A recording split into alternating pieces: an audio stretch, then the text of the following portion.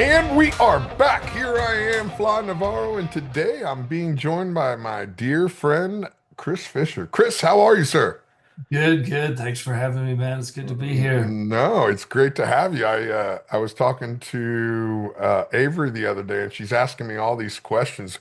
What are you going to talk about? I go, I've known him for 26 years. I just want to catch up with my friend. If he don't even Yeah. want to talk about OCEARCH, that's up to him, man. I haven't talked to you in so long. I just wanted to catch up and see what's going on. I'm like, we were docked in Piñas Bay back like 99 or 2000 or something like that years ago.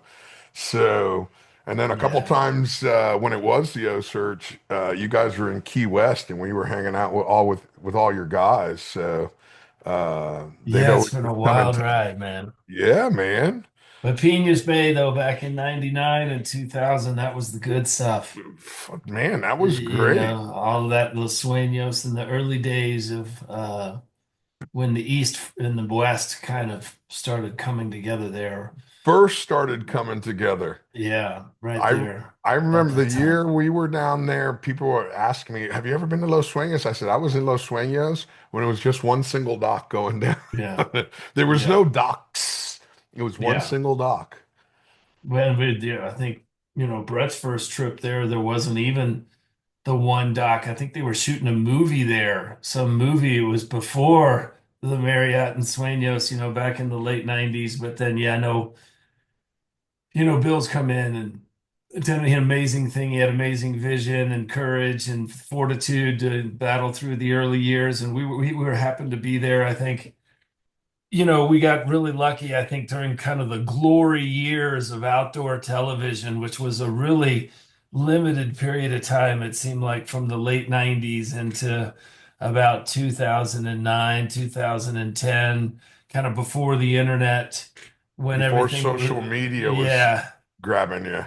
when it was really going down on like Saturday and Sunday mornings on ESPN Outdoors. There was a just a really spectacular little window of time from the mid 90s into sometime around 2010 or just short of there that was I don't know, just a wonderful group of people from all over the world coming together, and it was the main platform for the content to go out. And I don't know, still feel like it was a special time to be able to I don't know, to be on the water and to be on the water working, it's certainly not the same now as it was then. No, and back then it was you guys, and then you had the BXRL going on at the same time, which that was Norm Isaacs with his Hmm. fishing competition. He kept it small with six boats, maybe seven. I think it was six, and he just had whatever five or six tournaments, and everybody had to go to there, and it was, dude, it was cool because you can.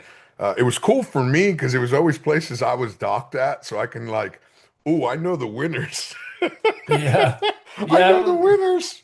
The BXRL was kind of, an intro when, did that before Offshore Adventures, kind of trying to see what the whole TV vibe thing was really like on television and how they were making those shows because, during that period of time, Brett had, kind of been showing us the way of this West Coast kind of lifestyle of long range yacht fishing and the free diving and kind of making it more of the food, the lifestyle. And we thought, well, if people like to watch this, I think they'd like to watch what we're doing out on the West Coast. And we kind of came back from that. And that's when we started Offshore Adventures, which became, one of the more watched um, outdoor shows of its time, kind of in that golden era, alongside of Jose and the Spanish Fly and Walker Cay Chronicles and Flip Palette and that sort of era. Uh, it was really a lot of fun. I think people don't really realize, like the two founders of Yeti, they were just, dock rats with all of us and they were making coolers and we're like, yeah, we'll try them, throw them in an Offshore Adventures. We'll show them to people, and everybody was doing it, who was their buddies, who was in the business. And it was just a really wonderful time. Costa was coming up, and they were still kind of, really mixing it up with all the captains at a direct level, and it was just a really wonderful time to be in outdoor television and kind of sharing it with the world in kind of 1995 to 2009 time period. It was pretty cool. One of the things, especially me looking back now that I put on events, one of the things that I thought was really cool back then, but I see how much more special it is now, was everybody goes for sponsors. People are always going after the same companies over and over and over. But out of nowhere, you came out with Red Lobster. Yeah. You came out with Red Lobster, and I'm like, dude, yes, going fishing is going mainstream. Yeah, yeah. I love it. And it's like you see the Red Lobster commercials in between, and I'm like, yeah, it's about time the real world, because we all know you see the same one, and I'm not knocking them. I'm glad the Costas, the Yetis, the Yamahas, the Yeah. Caterpillars, they all sponsor us. But with all the stuff that I do with technology and AI, the one thing I'm always shooting for is Gatorade and Coca-Cola because that is so and I'm not saying that they don't want to. It's just nobody goes after it because our numbers aren't like an NFL football game. We don't have 63 million people watching us for 3 hours. So the fact that you were able to bring in Red Lobster, something so mainstream, was like, oh The yes, Gourmet Galley. it's coming, Yeah. man. That was It's kind of, most people don't really realize, but Offshore Adventures was really one of the very first catch and cooks. That, starting in the late 90s, people weren't really doing that. My ex-wife, Melissa, was one of the first women really making a play in the outdoor space in the late 90s, that then, became very commonplace thereafter. But there was a lot of pioneering in that show, That was cool, and Red man. Lobster was awesome, and it made total sense. One of the core reasons I wanted to start Offshore Adventures was there was a time when catch and release, was coming kind of more into vogue. And I think like with a lot of different issues, sometimes when it comes in, it can come in and push a little too hard. And I remember the time being like, man, I was watching some of these outdoor TV shows, and the show opens, guy catches a 50-pound tuna and lets it go. So nobody lets the first 50-pound tuna go. No. That nobody does that. And it should be okay to take that tuna, Yeah. and let the rest go if once you have. But I remember feeling like, wow, is this catch and release thing, is it, like many pendulum things do and items do, does it swinging a little too far, now making like, like fathers and sons feel like poachers who want to take a tuna or a redfish or whatever that's in the slot. Yeah. No, man, it's in the slot. It's like it's okay. And so I remember really wanting to make Offshore Adventures like we're gonna take a fish, and we're gonna talk about how you honor the fish. We'll have Brett and David and these other guys, show you how you cut the fish, how you handle the fish, so that we can honor the fish and deliver it like and as perfect as it can be on the plate. Because if you're going to take it, don't you have somewhat of an obligation to make it as good as it can be on the plate? Like if you, 100%. right? So if you say you honor, the animals and you love the ocean, well, you don't. If you're wasteful or you spoil it, then your actions and your words aren't lining up. So. So I remember we were gonna like, we're gonna take a fish and we're gonna celebrate it, and it's gonna be okay for families to go do that. And that was one of the big things I wanted in Offshore Adventures because, it's great.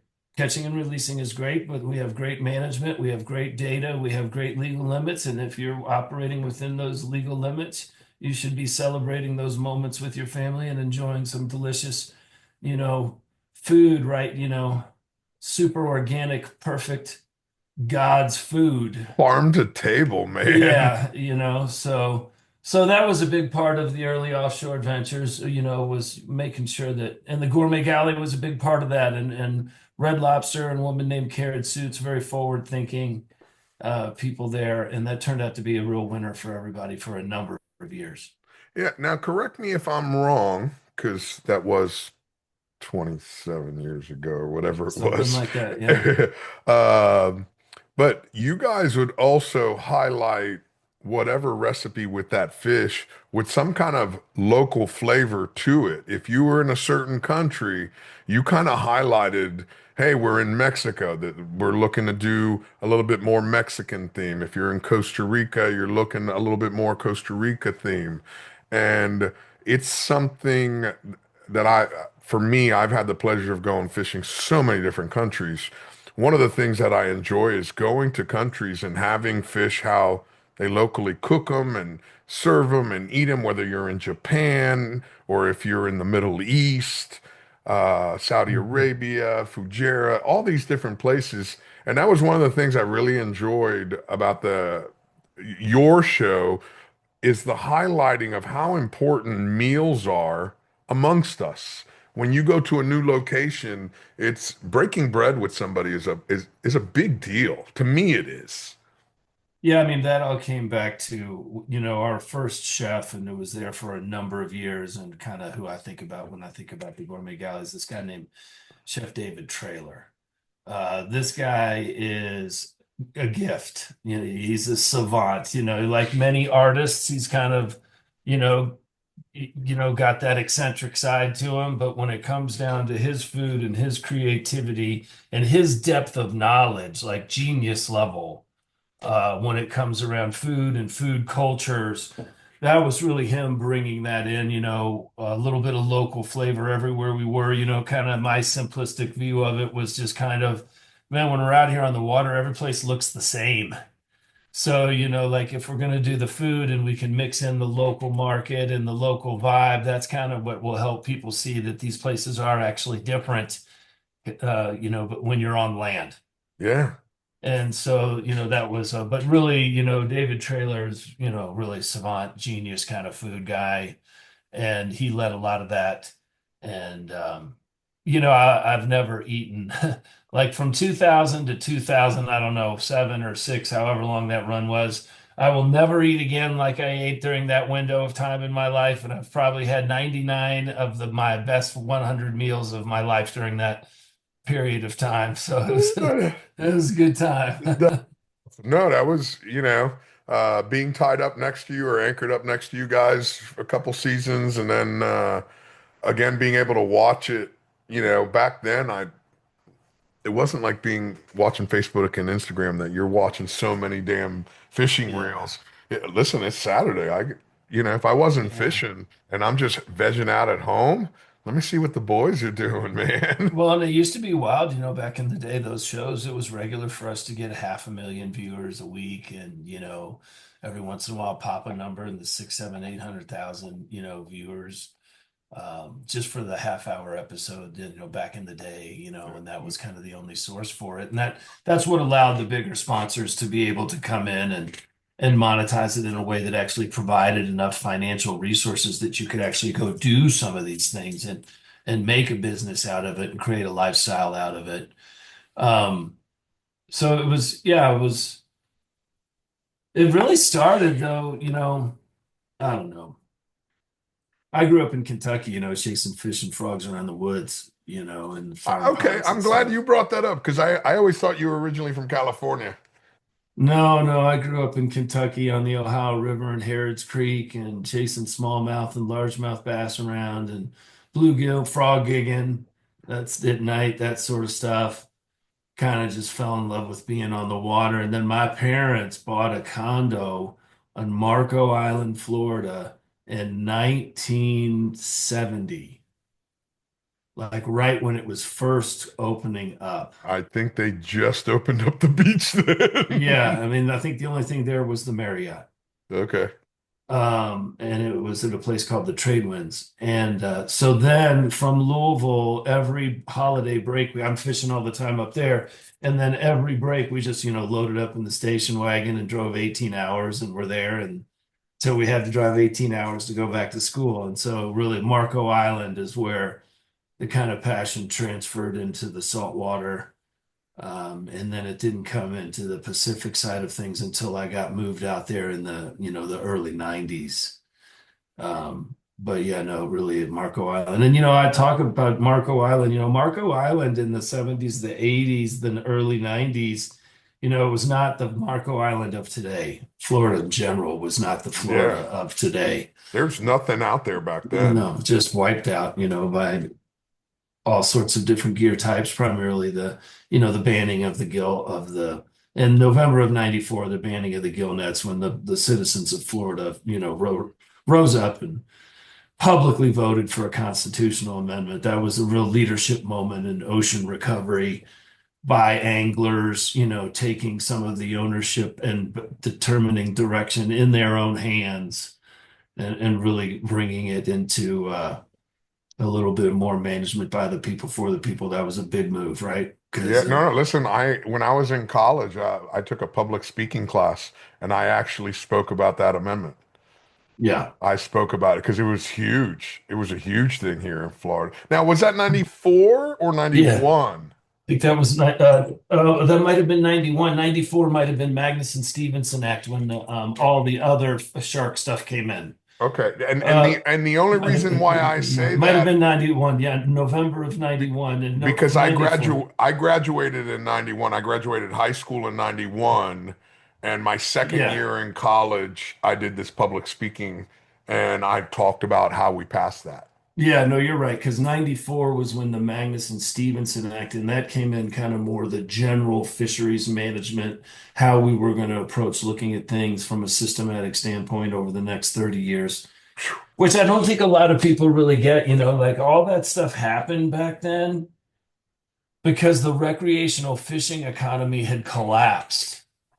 100%. There was nobody going on any charters on any boats up and down the East Coast in the Gulf in the late 80s in the 80s. There was nobody buying boats or booking lodges. There was no fish. And I think it's really important for people today to, because it's getting long enough that a lot of the hotshot younger people that might be in their 40s, like they don't even remember, like they They don't. don't know. And so that it can skew how they feel about things now because they lack perspective. Um, 100%. so the, I've been on fishery management boards now for 12 years. I did 9 on HMS. They just reached out. After 9 years you term out. So I had to get off and they just reached out to me recently, like 2 months ago. Hey, will you jump back on? I go, absolutely. But I've been on ICAT now for 4. And they don't let me on those things. I applied last year. They don't let me on for some reason. really? Why? I don't know. Listen, I'm surprised they asked me to come back because, man, I'm a thorn. I'm like a pebble in people's sides, you know. Yeah, I Uh, mean, yeah, but in this particular case, we have like such an incredible we, winning story. Like, holy you cow. guys have, listen, I was just talking with some people yesterday from the Cape, and great white sharks in particular came up because we were talking about the seal population. Mhm. And you know what? And I'm going to continue with this, but I want to know what transitioned you into this. But let's continue on this. I don't want to stop it, but I just want you to know that I'd like to find out when you made that switch. But it's amazing. In the beginning of my career, when I say the beginning of my career, until 6 years ago, yeah, let's say 6, till yeah, right around COVID, I had seen 2 great white sharks in my entire history and in my career. And now I average, while I'm up in Nova Scotia, I average anywhere from 6 to 12 every year that I see, which I think is amazing. Something that had been decimated has made an unbelievable comeback. So yeah, it's been pretty good. All associated with the removal of those inshore gill nets, by the way. You know what? I'm so glad you bring that up. I am so glad. So I was when I was talking to somebody the other day, I told him I was going to have a conversation with you, and I saw you talking on the Gemlocks podcast, and I'm like, oh my God. I hope you watch the whole thing and not I, just the clips they put out there. I only watched the clip, but I wanted to ask you. I'm like, oh my God, because of and I know how you felt Those guys, because you commented on one of my clips on X, Yeah. And you're like, Fly, you're 100%. And but you said something on Gemlux, and I'm like, huh, interesting. I'm curious, like, and you just brought up the gill net. I'm a firm believer in what we are seeing now is because, and I haven't talked to you in a long time, but listen, I have been on Shark Week Discovery Channel's podcast. I've been on CNN did a documentary with me. I've been on three different documentaries from the UK and probably two or three dozen different news channels because of all the things I've been saying about sharks. And so many people come after me and they're like, oh, you just want to kill sharks. I'm like, no, guys, that's not what I'm saying. We need to start paying attention to this. That's all I'm saying. Pay attention to these sharks while you have done such a good job with managing fish stocks, first starting with bait, gill nets, inshore fish, and moving their way up the line. And we have a healthy ecosystem. There's Well, still room. the There's bait still part, the bait this. part actually came later. The bigger, the larger animals they focused on Oh, sooner. what? Yeah, yeah. Yeah. Inshore bait. At least here in Florida, we started seeing more. Yeah, but we didn't Uh, start focusing on that till the late teens, early 2020s. yeah, we So started there's a seeing. whole look, there's about 6 or 8 key management moves over the course of this whole Yeah. thing. But the reason why the gill net saved the white sharks in particular is they were gill netting the entire eastern seaboard. And during that same period of time, they removed the gill nets from like the Long Island shores up there in Jersey and up in New York to try to bring back the striper fishery because there was no stripers and there was nobody booking charters and the fishing was crap everywhere. And so when they removed the inshore gill nets there, unbeknownst to ourselves at the time, they were removing the gill nets from the white shark birthing site, which Oh, we ended up finding that birthing site and confirming that birthing site in like 2016 and 17 when we tagged 20 baby white sharks off the south shore of Long Island. And it was in the same area where they were seining for the stripers off the beaches, as well as gill netting. son of a So bitch. that's the trickle down of removing these inshore gill nets. Think of the countless birthing areas that got instantly had gill nets removed from them. Well, white sharks was one of them.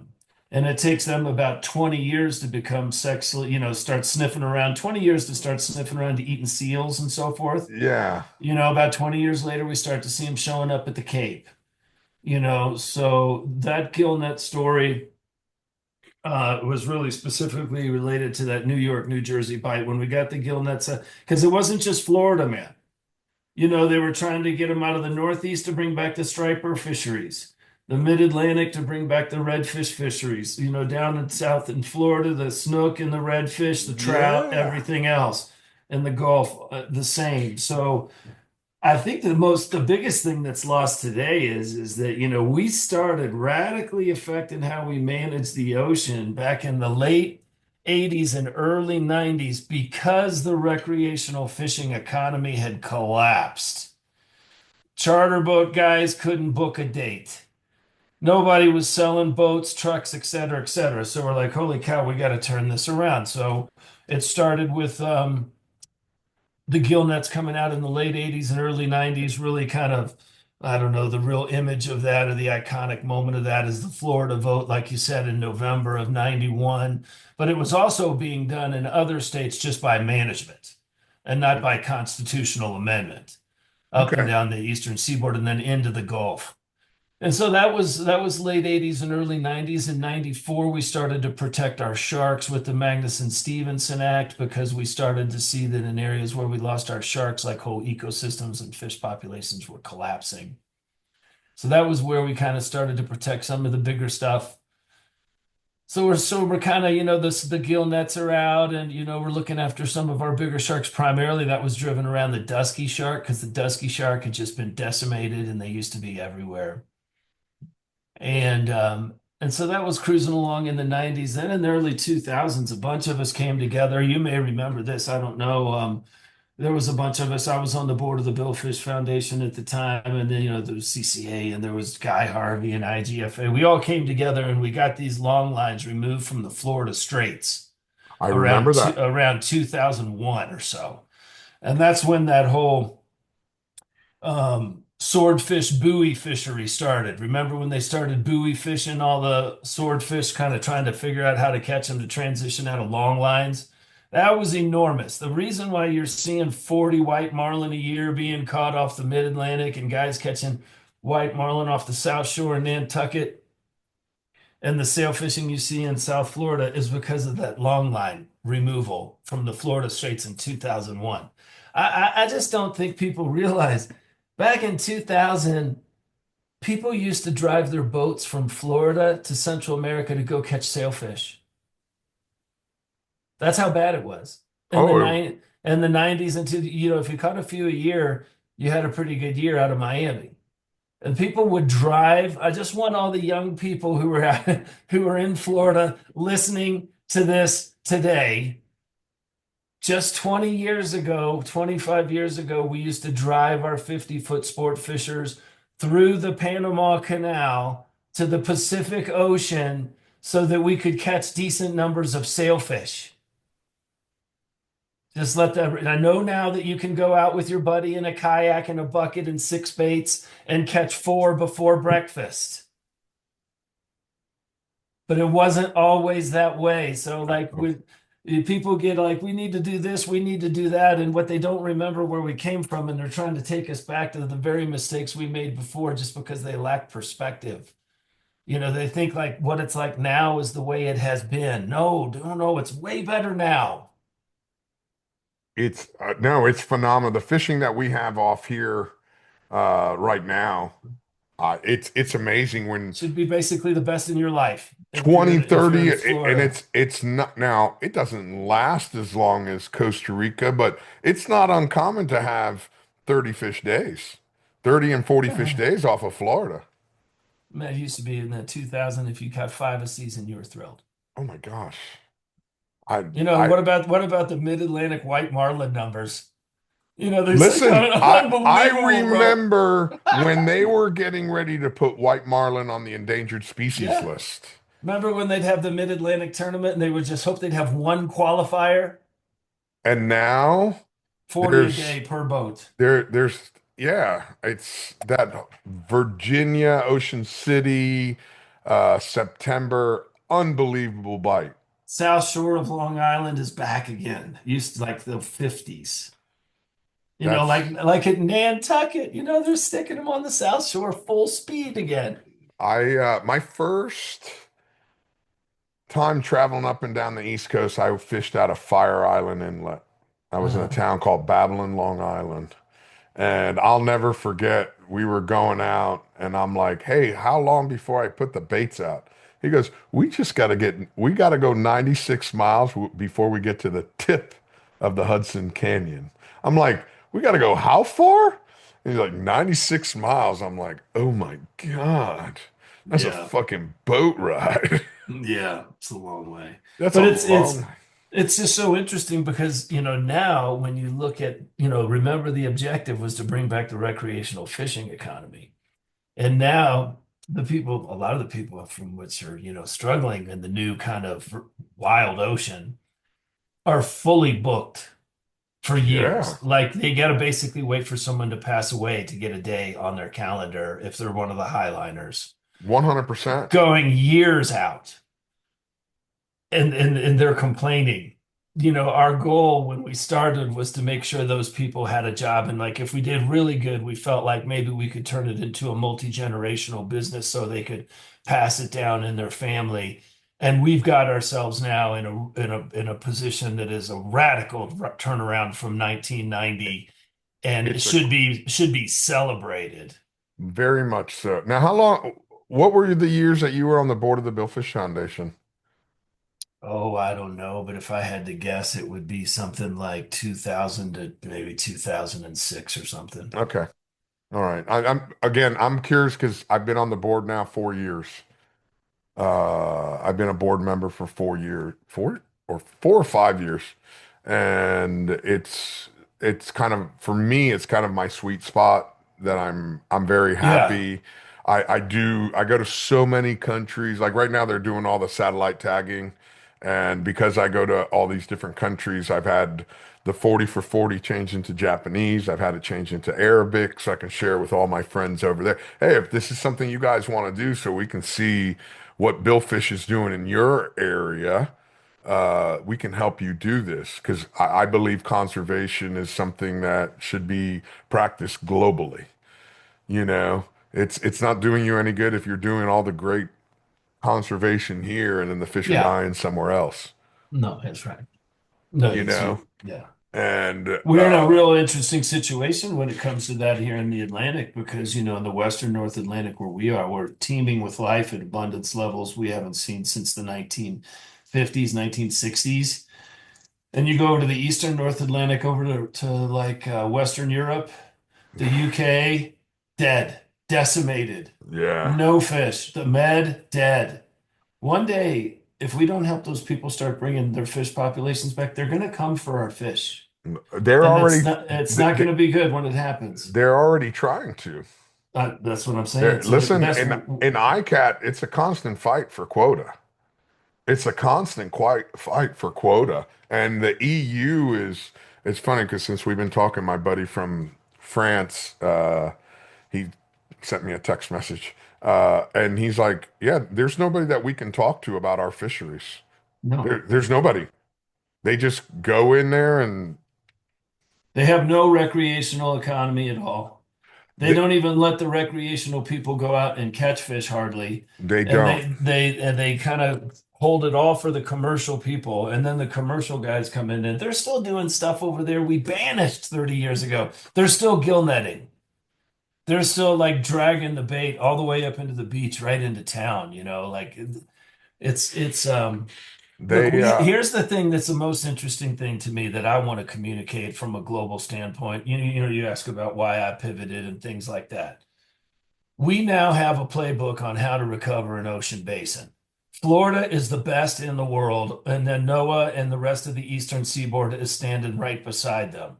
What they have done over our ocean and the Atlantic and the Gulf side, as well as on the Pacific side, in the last 30 years has been transformational. We know how to bring back an ocean now. There's no more like, well, what should you do? How does this work? This or that. Like we have a playbook. yeah, And so any part of the world that wants to bring back their ocean now, all you need to do is call FWC and ask them for like the 5 or 6 key management moves, they've made over the last 3 decades, and it'll get you there. I mean, we talked about quite a few of them. It was the getting rid of the gill nets, and then it was the Magnuson Stevenson looking after the sharks around 94. Then the early 2000s, we got the long lines out of the Florida Straits was a big move because that, it feeds the entire eastern East Coast, seaboard, the all Gulf of it. Stream there. Yeah. You know, they're And then, trying to open up a section just off of Canaveral again for longlining. yeah, no, we're watching that. Yeah, that Amendment 15. Yeah, no, That, we're keeping an it, eye on that, I think along with many others. yeah, it's Uh, they've been pushing really hard on that one. it's been going on for a long time. Yeah. Um, but then, they started what around I don't know exactly. They started putting the deflectors on all the draggers shortly thereafter, maybe around 2006 or so. Oh That's my God, why I forgot about that. all the The turtles are Teds, back. All the yeah. turtle and all the little sharks would get bounced out instead of getting caught up in bykill. And then shortly after that, the next big move was we went to the slot limit. People take the slot limit for granted today. Like in 2007, 8, 9, whenever that started to come in, people were like, what, the slot limit? Then they proved it really over in Louisiana with the redfish and brought back the decimated redfish with the slot limit, bro. And then so it got implemented across the southeastern United States, which is it's like such a no-brainer, right? It doesn't make any sense to kill the brood stock, right? The slot limit is so smart because every fish that makes it through the slot just becomes your ongoing building brood stock, cranking out millions of eggs a year. Like it just totally helped people understand that the idea of killing the big one is flawed.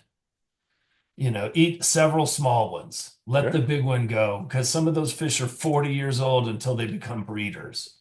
And most of them, that's what they are when they get that size. They're breeders.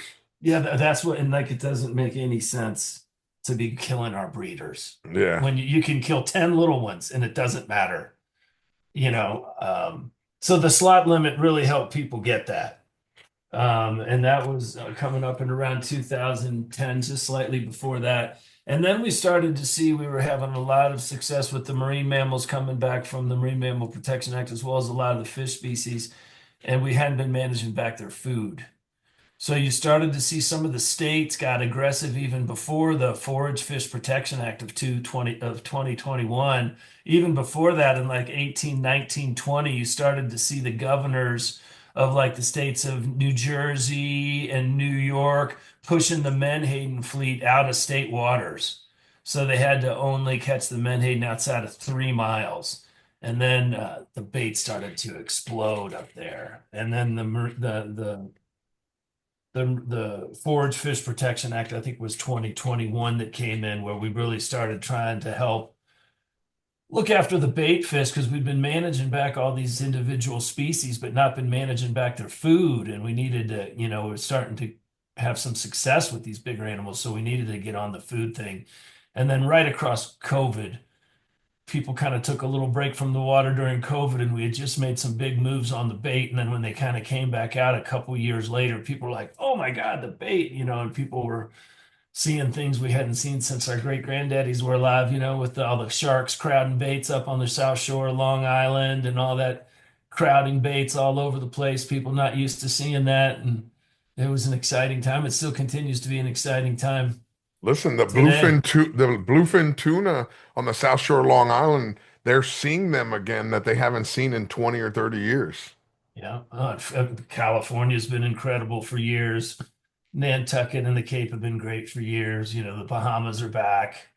Blue marlin, I don't know if you noticed this year, it wasn't just the sailfish and the white marlin, but started to see more posts of people in Key West. Oh my God, I caught a blue marlin. First There time was, I've seen one in a decade. We I got a good think little blue marlin bite got going there for a there little was while. there was three caught in one day between like two in Jupiter and one in Boca in Uh, January. See, they just take a little longer to come back, right? Like Yeah. it's like very exciting time. Like really no reason to be. If you have any perspective about our fisheries in the United States, going back into say the 70s, then you try to take a look at that in a big picture. You ought to be finding yourself seeing we're in the best spot we've ever been in across that window of time. And it's funny you bring that 70s, 80s realm, and then you mentioned it earlier that everything had gone so much to catch and release. Listen, when I first started fishing for a living, it was still not uncommon for people to bring in seven or eight dead sailfish in a day. And now you don't see that anymore, you No, it know? just doesn't pass the common sense test. No, listen, if you're not going to eat it, even when I ran the boat out in Hawaii back in 13 and 14, by the time I got out there, they're releasing most of their fish, you know? Now here's a question, and mainly you might know, I don't know. Why it seems to me, and I could be off, I have had a lot of people reach out to me about this, that a lot of the charter boats in Cabo still kill their marlin. They do, and they fool people right up to the last minute. It's usually stripers. Yeah, yeah, 100%. And then the poor guest won't even know it, and they're like, "We're gonna let it go, right?" And then no, they'll hook it and they'll do it, and then they get some extra few bucks for it at the dock, which again doesn't pass the common sense test if you're It looking at the doesn't. long term, future of the resource. It's always hard here too to hear those types of people, and you know, don't talk to me about how much you love the ocean. It's okay if you just, it's like you want to, you go out and you kill fish to make a living, that's fine. Just say it, Yeah. but Be honest, but then yeah, again, no virtue signaling. There's no, but then again, you're doing it on a recreational level. Don't you know that? Listen, I had a conversation with somebody the other day. When I'm out there in Dominican Republic and somebody's on a 23-foot panga and they've been out there for 2 days, listen, if you harvest a marlin, I'm not going to be mad at you. Oh no, it's legal. Yeah, it's legal. You're taking a 150-pound fish back to feed your family while I'm sitting on this boat with air conditioning and a cushion and I'm having a Yeah. nice lunch. I'm not going to be mad at you. But if you're making your living out of taking people out charter fishing, uh, don't you want to let them go? Because that way the people come back. There's fish for you to. That's where I draw the line for me. Yeah, That's no, that's a weird fishery there in Cabo. I think everybody's experienced that. You don't really hear too many stories other than in Mexico, kind of where the yeah, mates kind of whack the fish before the people can say no. uh, and then the people are all bummed out and they're driving in feeling like sick at their stomach because the last thing they wanted to do was kill that fish. Yeah, it's a bummer. It happens. It's poor leadership. It is legal. I see this all the time in the fishing space. There's legal things, and if you follow any regulation, that's all fine with me. yeah, You're all for it.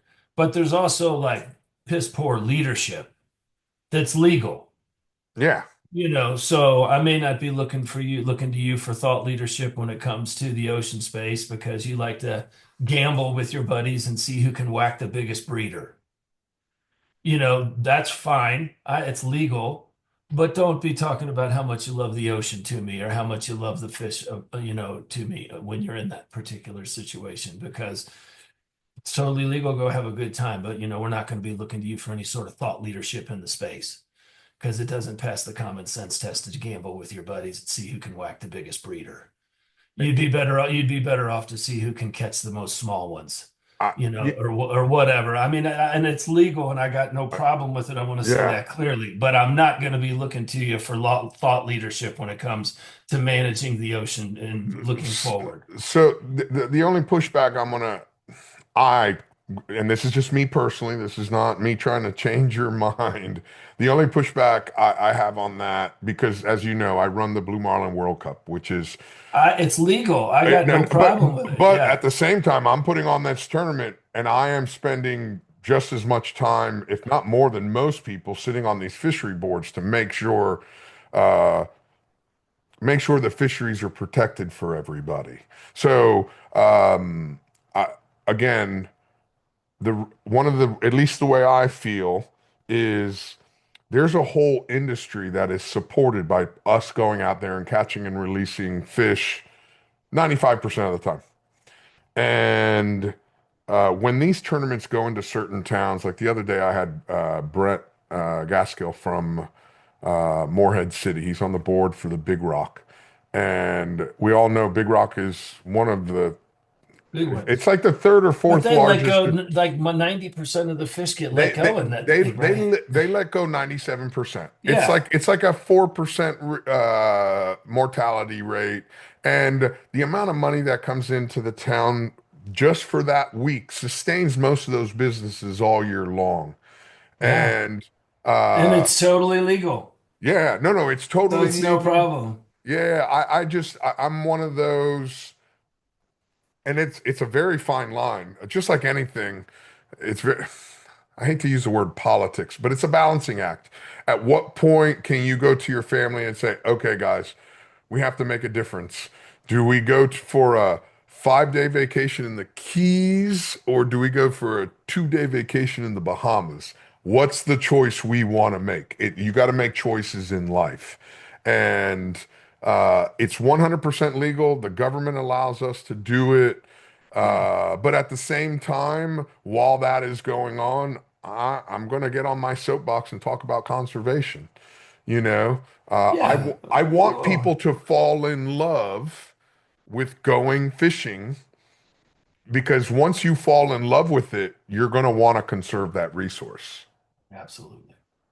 For me, that's the way I feel. Some people like to come from the conservation side first.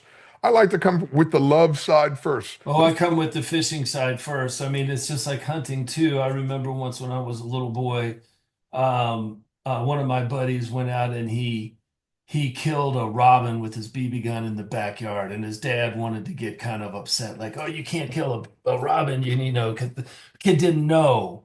And the other dad was there, and he was like, "Hey, hey, it's okay, man. Let's just celebrate this. Like, great shot, good, good job, son. We can work on ethics later, but Yeah. let's make sure that we nurture this passion for the hunt and this passion for, the fishing session, and then we can focus on ethics over time.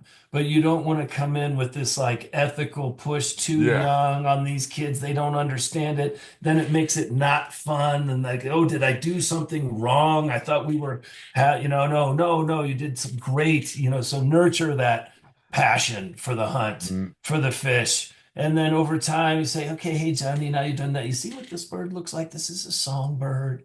This is a different type of bird. This is we want to kind of be we kind of want to take a pass on these, and if these are a nuisance bird here a little bit here, so let's if we maybe we take an extra couple of these over here. They're not really supposed to be in this region, or whatever. And that comes in time, Yeah. and maturity and their ability to learn. So no, I come from the fishing side on all this stuff, bro. And then, ignite the passion and then, try to kind of fine tune it over life experiences to, whatever's individual relationship they want to have with the ocean is. And I think this can get into a wild subject when you talk about your relationship with the ocean. I mean, it's been a big part of my journey has basically been the evolution of my relationship with the ocean. Um, and hopefully we all can get ourselves in a place where we have a balanced relationship with the ocean. I think that any relationship that works long term needs to be balanced. You can not someone can't just be the giver and someone can't just be the taker. 100%. You got to do And both. and so I think that really affected my transitioning from offshore adventures into the OCEARCH kind of arena, cruising around making offshore adventures, doing that for a number of years. We made 188 of those half-hour shows. Really? And kind of really reflecting on my relationship in the latter part of it, like, am I just a taker? I mean, I'm out here and she's given us beautiful sunrises and beautiful sunsets and amazing food and unbelievable moments. And yeah, we're trying to inspire people to get out and discover the world offshore and be a responsible steward of the sea. We were talking about stewardship before it was really a hip thing to do back in the 90s. But then you just really think about it like, gosh, I don't know. It seems like she's given an awful lot and I'm just taking. Even though we were trying to do some good along the way, it didn't seem like there was any real capacity for us to deliver back to her remotely close to what she was just giving to us in an ongoing daily matter, a daily fashion. And so started to really think about my relationship with the ocean and whether or not it was imbalanced or whether or not I was just a taker with a good, story to tell. And had this opportunity to, while we were making offshore adventures, we started to see the same problem that was in the large shark space. There was a data collection problem. The scientists, they don't have the boats, the money, and they don't know how to catch.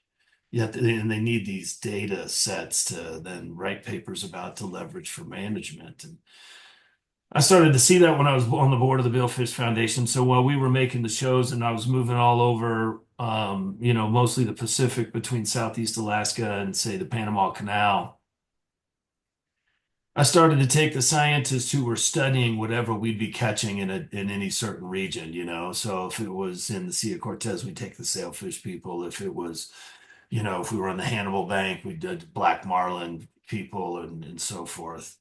We started helping people all over there between Cocos, the Revillagigedos, Piñas Bay, Sueños, all up and down through there. And started to really enjoy bringing the fishermen and the scientists together to radically accelerate the rate of data collection. Because, everyone's basically saying our biggest challenge at the time to moving toward abundance was data deficit and time. And so I started enjoying like, wow, look, I can make this TV show. I can layer in a little layer of science. Doesn't really cost me any more money. I can really help these guys out. And I started digging into helping out the science as much as more as like, I don't need to catch another fish for me. I mean, I'll take you out, catch you one or your kid or whatever. But Yeah, no, I get you know, that. I know you're in the same spot, so really started to reignite the passion for catching because all of a sudden the stakes were a lot higher. Like you were collecting data sets that could impact the future. And so those people came to me. That's a group of scientists in 2006. And there was a paper that had been written that we were down to 9% of our large sharks and we were seeing ecosystems collapse. And primarily due to finning. The shark fin industry had been kind of running hog wild up to that point and hadn't really started to receive any sort of awareness or, reductions. And so that was at the same time I just had kids, and I was kind of having these thoughts like, am I just a taker? Like, like the jester jumping around on the back of this yacht Fisher? Or are we like really fucking doing something here? You know? And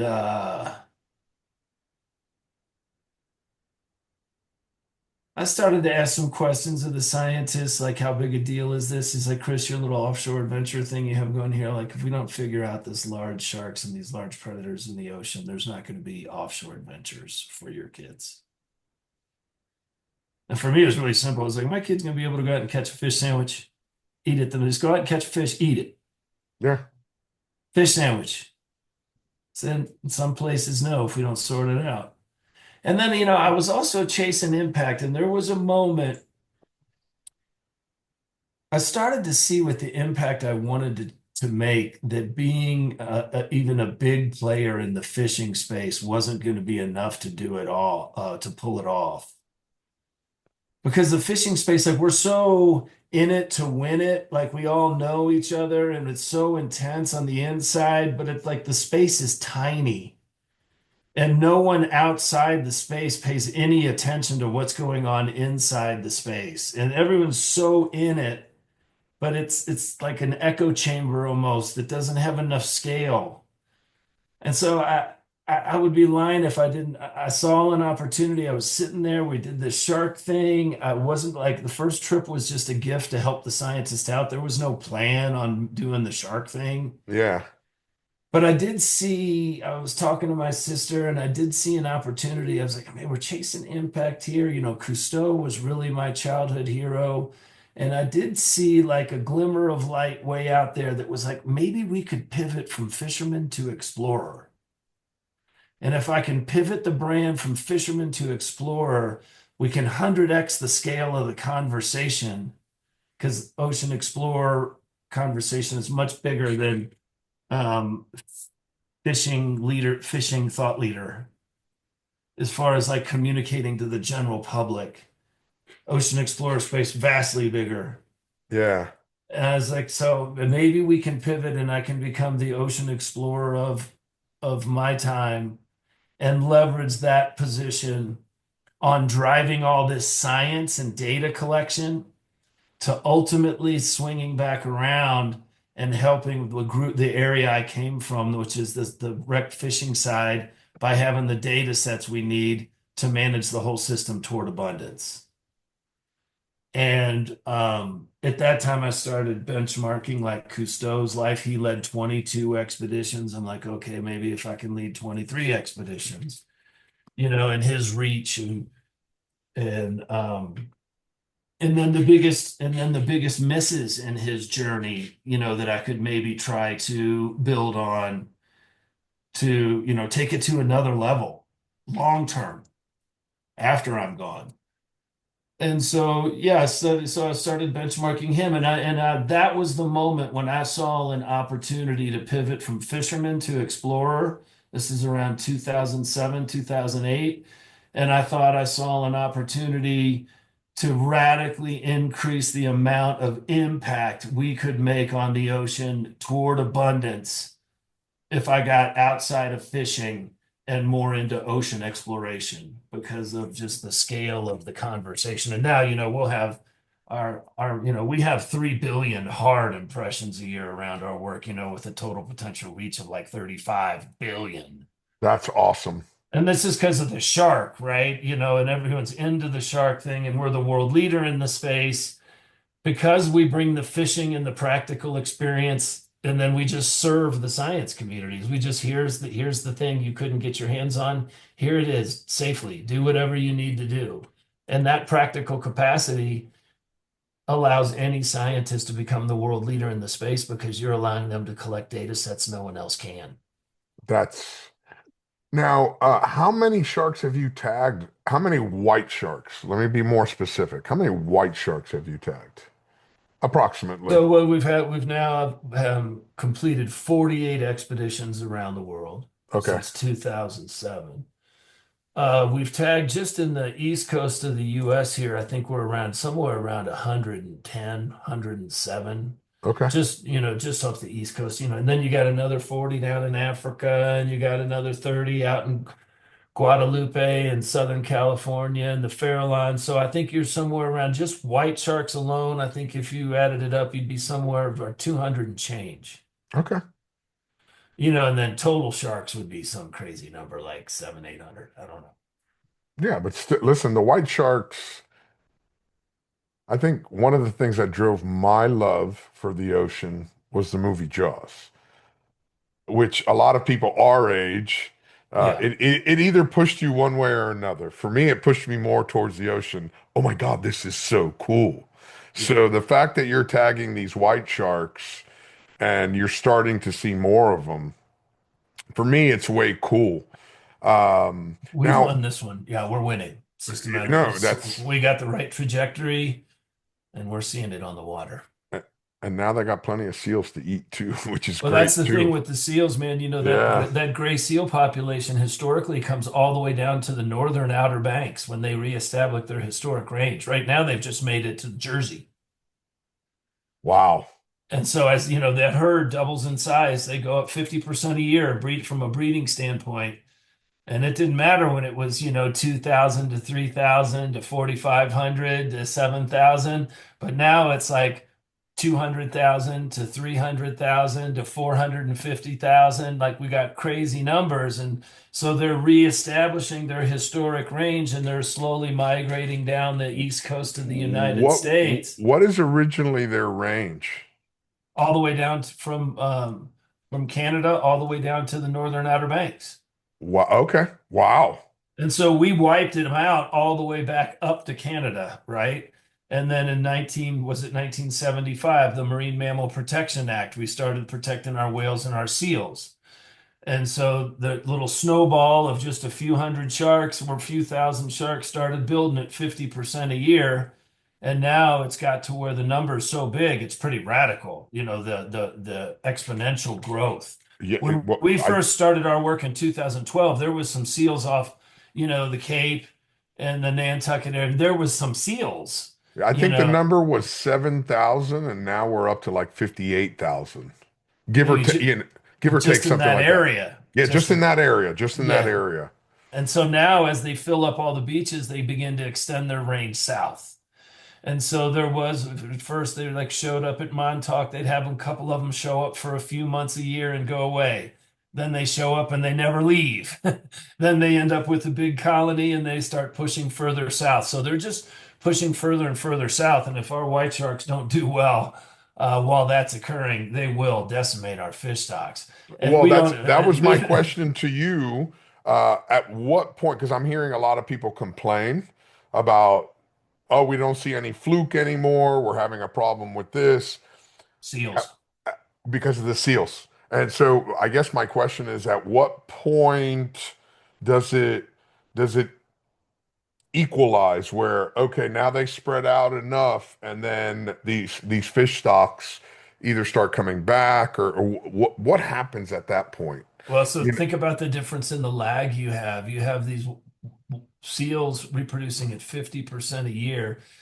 And then, in relationship to the predator that's meant to put pressure on them so they're not out over foraging on our bait fish and our game fish, they're not sexually mature till they're 30 years old. These white sharks got to live 30 years until they just can to be have a able to baby. reproduce. And then the females only give birth every other year to about 6 or 8 pups because their gestation period's longer than a year. So after 30, 6 to 8 pups every other year. So there's this big lag with like the seal population raising up, the white shark population trying to, catch up, but it can't catch up because the numbers can't go up very fast because they're late to mature and have few babies in frequently. So you're going to see a tidal wave of seals and then those predators coming back. Now, one of the things that's interesting we have seen that just started happening last year is we have seen big basking sharks putting the heat and eating some of these big gray seals off of Really? Nantucket.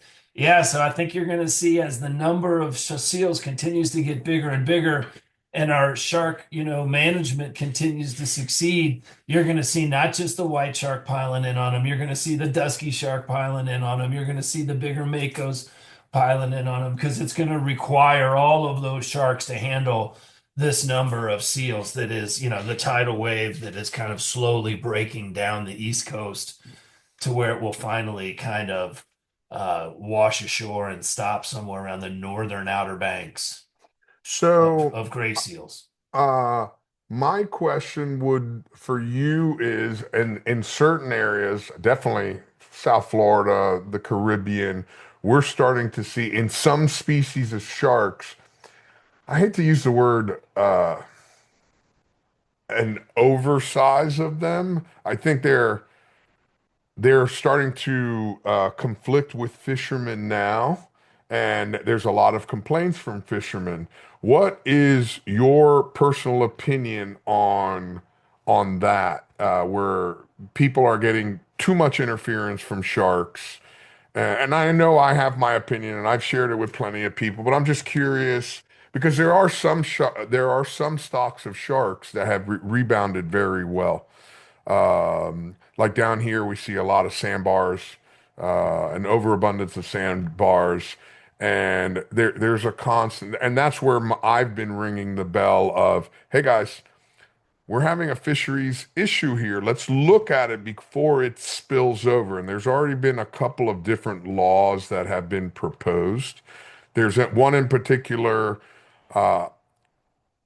I'm glad they brought it up, but I don't really like where it would go because I think it would spill over into tourism too fast. And that's where I have an issue.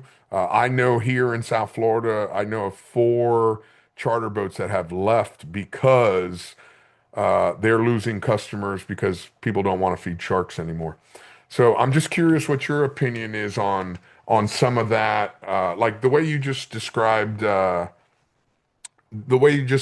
seal, once all the other sharks come in, it's going to equalize it. I'm like, you know what? I never thought of that, but I mean, literally, you hit the nail on the head. Yeah, but Where it's Mother not all. Nature balances. So I'm just curious what your Yeah. thoughts are on some of the other sharks that we're starting to see a little bit of Well, overabundance. again, I think, well, first of all, I don't think we have any data that suggests there's overabundance. Just anecdotally, you feel like there's an overabundance because you're seeing it. I don't think it's been measured. I don't think it's possible for the ocean to create an overabundance of sharks because they rely on the biomass below them to feed them. So their population moves in proportion directly with the biomass of the region, right? So you can't have way too many sharks. The sharks' numbers would go down because they would either eat themselves down to where they don't have enough food or they would move on. So again, it goes back to this same conversation where people are having more interactions that they've ever had closer to home, right? So they're driving a fraction of the distance they used to. They're getting way more bites than they used to get closer to home, but they're having these shark interactions, right? Whereas when we had wiped out the sharks, they might run 40 miles and get a tenth as many bites, but not have any shark interactions. So now we've brought back the shark, we've brought back the abundance of the system. There's fucking snook and redfish under every dock. That Oh was my not the gosh. way, that's not the way it used to be. No. And so And so what's happening is people are like, man, I'm getting more bites than ever, closer to home, but I'm getting sharked, and they're not really putting that whole thing together. Because like, I didn't used to get sharked. Yeah, well, you used to run 30 miles and get one third as many bites too. So now, you're getting more bites closer to home, having to deal with sharks. You're actually going and working into what's becoming a wild abundant system. It's no longer a compromised system. So, like the days of light tackle fishing are over. Light tackle fishing is only successful in pretty compromised systems. Because if you have a healthy ecosystem and you play any fish on light tackle, it's going to get taken by a predator. And this is the same way that it is. We've had the great fortune of working inside the Galapagos Islands, inside the park, and the Great Barrier Reef, Ningaloo Reef, Cocos, Revillagigedos, Clarion, Roca Partida, pick a place. We've had the great privilege of working there. What you're seeing in Florida and the shark issues is what it looks like when you're in those places. A truly wild ocean is incredibly sharky. There is no waste. As soon as something inefficient pops up, boom, it is removed from the system, which is unfortunately a hooked fish on a line. So I think you got to be very careful talking about number one, people can take sharks now. It's allowed. There is 100%. so then if that's one thing, that's one path that can be taken. It's totally legal now. Um, but I think that it is going to be a big mistake for the industry and policymakers to go down the path they're taking now, because certainly someone who claims to love the system and want it to move toward maximum abundance wouldn't suggest that we compromise the system to improve their ability to catch rather than them just being a fisherman and figuring it out, moving, fishing a different way, a different time, a different place. If you're one of those people who's made a living going sitting in the same spot during the same current, during the same moon phase, throwing the same thing for your customer base for the last 10 years, you're going to have a hard time in a changing system. But if you have the ability to adapt and move and change, you're going to have more bites than you've ever had and more adventure than you've ever had trying to keep them away from sharks. But it is a mistake to suggest, I think, that there's an overabundance of sharks, because I don't think the system itself ends up there. And in addition, I don't think that any real fisherman's solution to their inability to catch should be to compromise the system to accommodate their lack of capacity to win the game. They need to adapt to the system and win the game of angling. And if I told you how many times over the year Captain Brett said, "Hey, Chris, we got to move. It's too sharky here." I could like pay for my annual maintenance for my boat for a year. Like you know what I mean? Like this concept of I'm a competent angler, but I can't catch in the current environment. So we need to go in and compromise the environment to make it so that I can catch. I think is something that's quite an embarrassing argument to have as a fisherman. Okay. I would never make that argument. Please compromise the system here so I can catch. I would figure out how to catch in the wild system. Okay. Like I said, I wanted to know what Yeah. your opinion was. It's just the concept of please compromise the system because I can't catch is not really very angler-esque or fisherman-esque in my opinion. When you have to come and overcome those things and figure out how to do it in that truly wild system, that defines who the angler of the crowd is. All right. What I'm gonna jump from that one, and I'm gonna section 1A. Uh, in the world of charter guys, like I'm talking to some of the guys off of Oregon Inlet, and they seem to be losing. They're guesstimating. Uh, they're losing probably about 10,000 pounds a day of yellowfins to sharks. Uh, Again, here you have somebody that's paying you $3,000 to take you off fishing. You're not talking about people that are anglers or fishermen that are everywhere there's a tuna school, there's going to be sharks in there. And there's that kind of interaction with the sharks. Is that just move away from the tunas altogether? Or, Yeah, you got to uh, find a different way. okay, I mean, fish heavier tackle, do whatever you got to do, but I don't think that if you just start whacking the sharks, it's going to change it. I mean, what's happening is we got a lot of us who grew up in a highly compromised system. yeah, And now all of a sudden, we're having to operate in a truly wild system that's just like the Galapagos, or Cocos or the Revillagigedos. And all the people who grew up in this highly compromised system are really struggling to operate in these really wild, really super abundant systems because it's very different than using light tackle to pick off that one fish that's in the area because that's the only one there and you got to go that light to fool it and you can fight it that long because there's no predators around because the system is so compromised to a system that is teeming with life. You can get an unlimited amount of bites, but you got to get them in before you get sharked. And some people can handle that and some people can't. fair enough. Listen, it's one of the things I like to ask everybody all their different opinions and views. Uh, just what you told me. I mean, just a perfect example of, hey, what about the seals? And you're like, well, once it gets up, and I'm like, oh, I didn't think about that. So Okay. the big thing really in your area is how much the sharks affect the squid. That is the biggest impact they have in your area because obviously you don't have a lot of marine mammal down there when it comes to No, no. seals. Yeah, but then again, these, the bull sharks and the sandbars, they're not going to eat a seal, but man, they'll eat the fuck out of a sailfish, man. Oh yeah, for sure. They'll But they'll eat the fuck out of a sailfish, or when you're sitting on one of the issues that we have, actually, I also saw it when I was down in Australia as well, is it's not a matter of getting them up off the bottom away from the sharks. The sharks have learned, just sit under the boat. You're going to reel them right up to you anyway, you know? yeah, So, uh, listen, it's Pavlov's dog, man. yeah, These it's animals just like the learn. tarpon under the dock or the grouper under the dock. It's all the Exactly. same thing. Yeah, Exactly. They're going to learn. So, again, I want to, I wanted your opinion and your thought on some of these things. Like I said, when I heard you talking on that one podcast, I'm like, oh, that's exactly how I believe, but he's coming from it from a different angle.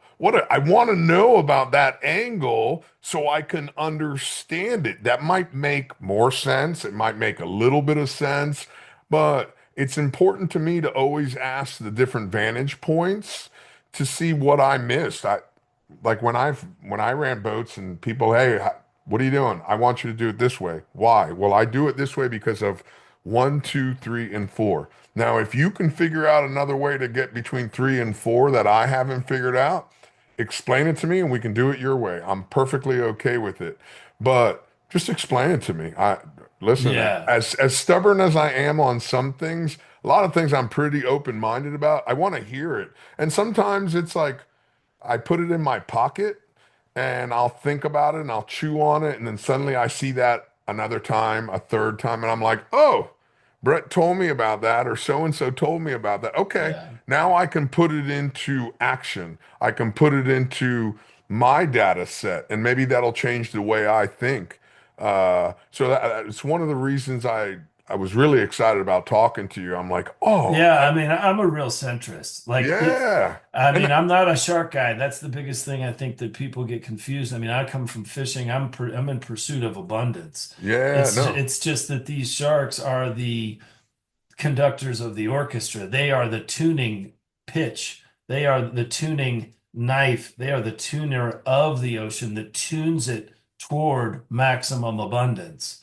So we can't get there without them thriving. And like I was saying in your area, one thing I just wanted to help it make sense with the shark things. And you think there's so many sharks, but when the big things that sharks do down in Florida and other areas where it's more tropical environment is their big role is to put pressure on the squid every night when they come up to the surface. Because if they're not there, those squid eat all our fry. They eat all the baby tuna, all the baby wahoo, all the baby mahi, all the baby snapper, all the baby everything at night. And the shark's mere presence modifies the behavior of the squid so they can't come up and eat all of our fry. And so it's really about having the right numbers of animals because the presence of them affects the behavior of the other things more so than what they eat. Just the like, it's like a white shark on front of the seals. 2,000 seals, one white shark moving up and down the They're beach. not getting off the They're not beach. coming out until they're almost starving, and then they're getting a little bit and they're getting back out of the water. That one shark's presence affects the behavior of 2,000 seals, even though he might only eat one every couple days. So it's really about their presence and about behavior modification. We do know if that white shark's not there, all of those seals eat 4 times more than they should each day. And that's what wipes out the cod and the striper and the lobster and everything else. So Listen, it's really down south where you though it's about this blanket coverage of multiple species of sharks preventing the squid every night from just coming up running hog wild and eating all the fry that we need to grow up to be our game fish and our food. that that little that right there, that little piece of knowledge suddenly makes sense of what I heard on that other podcast you saying. That right there makes it all make sense. That's the key component. So I okay. I And you that's why know, it seems like there's so many. You're looking at like blanket coverage, right? Of sharks that have to be like covering where squid are coming up constantly, making sure that our fry don't get wiped there out because listen then there's there no food for us. be I listen, I it doesn't matter where you go fishing now. You can't get a reef fish off. No. Uh you know they Yeah, and I'm sure you're aware of the whole red snapper Oh yeah. fight that's been going Bad on for data. But hey, that's starting to get fixed. We're making no, progress. no, it definitely is. But, and this is the giant but, is how many are getting wiped out before they get to the boat? And that's not for us to answer. I'm not trying to. How many are getting I'm wiped just out using. just letting go, floating away up belly up? It's Yeah, crazy. listen, you don't see as many belly ups anymore. Them sharks will get to it. But again, it's just again, it's for me, it's a hypothetical, or it's not a hypothetical, it's a question of, and I guess It's my biggest concern has always been like with HMS, tunas, billfish. At what point do some of these interactions with shark go against our quota? And then now we're not allowed to fish for these fish. And that's again, I ask a lot of that's a questions. forward-thinking question. That's smart. Yeah. These are the questions that I ask. And listen, I'll give you a for instance. I was just talking about this yesterday, and I'll bring it up to you. I brought it up at NOAA and HMS several times. In the Dominican Republic, these fad fishing has become quite popular. It's a big problem. I do not. Big Uh, problem. what's that? Big problem. So it's funny you say that. Fad fishing should not, it should be banned worldwide. I explain to me your thought process, and then I'll explain to you my questions that I have. So So I was involved in a lot of this fad. There was floating fads and there was fixed fads and a lot of this stuff going on down in the Central American region back in the early 2000s. And these fads for people out there to know they're fish aggregation devices, right? These are what you use when you are trying to catch the last of the fish in a region, right? This aggregates the remaining biomass that might be too spread out for people with long lines or nets to chase around efficiently to capture. So this device is left out there for long periods of time, allows all the life to aggregate around it. Then they come in and they wrap the whole thing and they could take out the entire ecosystem top to bottom. So fads are really a device that's used to catch the very last ones. Um, so when it's become so inefficient to fish normally and travel around looking for fish, it's so inefficient because the fishing has gotten so poor because of overfishing that you put out fads, let it aggregate life in a region for a significant period of time, then come in and wrap it all. So yeah, no, are um, So I, fads are a thing that should not be allowed anywhere in the world at any time. I'm going to concur with what you're saying because it happened on one particular part of it.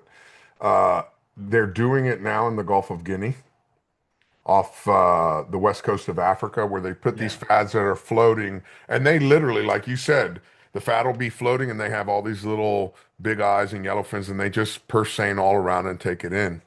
So I'm not disagreeing with you on that. Here's my question to you, like what they do in the Dominican Republic, and this is what I said to Noah. Uh, these fads, what used to be a 4 to 6 week blue marlin season off Mayaguez, Dominican Republic, the Mona Passage, has turned into a 3 to 4 month blue marlin fishery. Now, all the fish are really small. They're all 100 pounds or less. And my question to Noah has been, guys, this is my question to you because you guys have the scientists. I don't, but I'm just a curious fisherman. Are these fads causing these fish to stay a little longer? They are definitely causing them to stay longer, going from 4 to 6 weeks now to 3 or 4 months.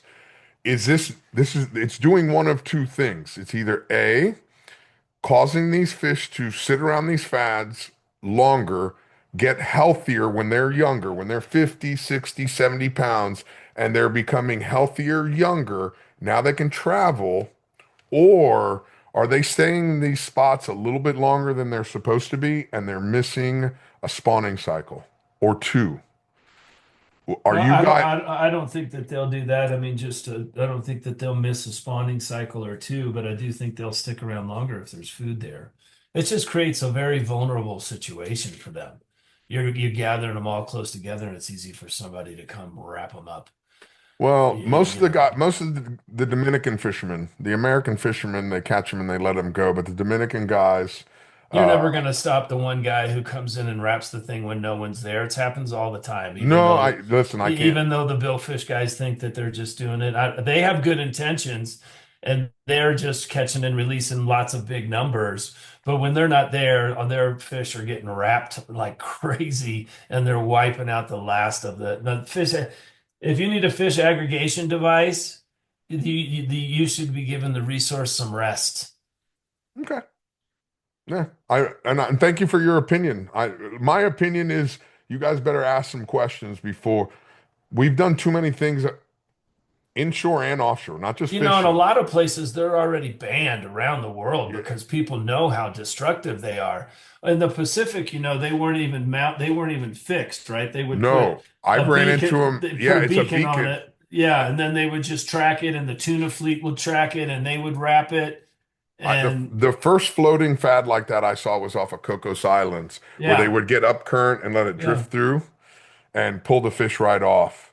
yeah, And we had every day we went fishing, we had his name was Freddie. He was one of the rangers on the island. He'd come fishing with us every day, and they'd come off, drop him off, and then we'd go off fishing. And what is this? He goes, "Oh, this is what these fads do. They come through and they pull all the fish off, and then they just wrap it around and they take everything in the water."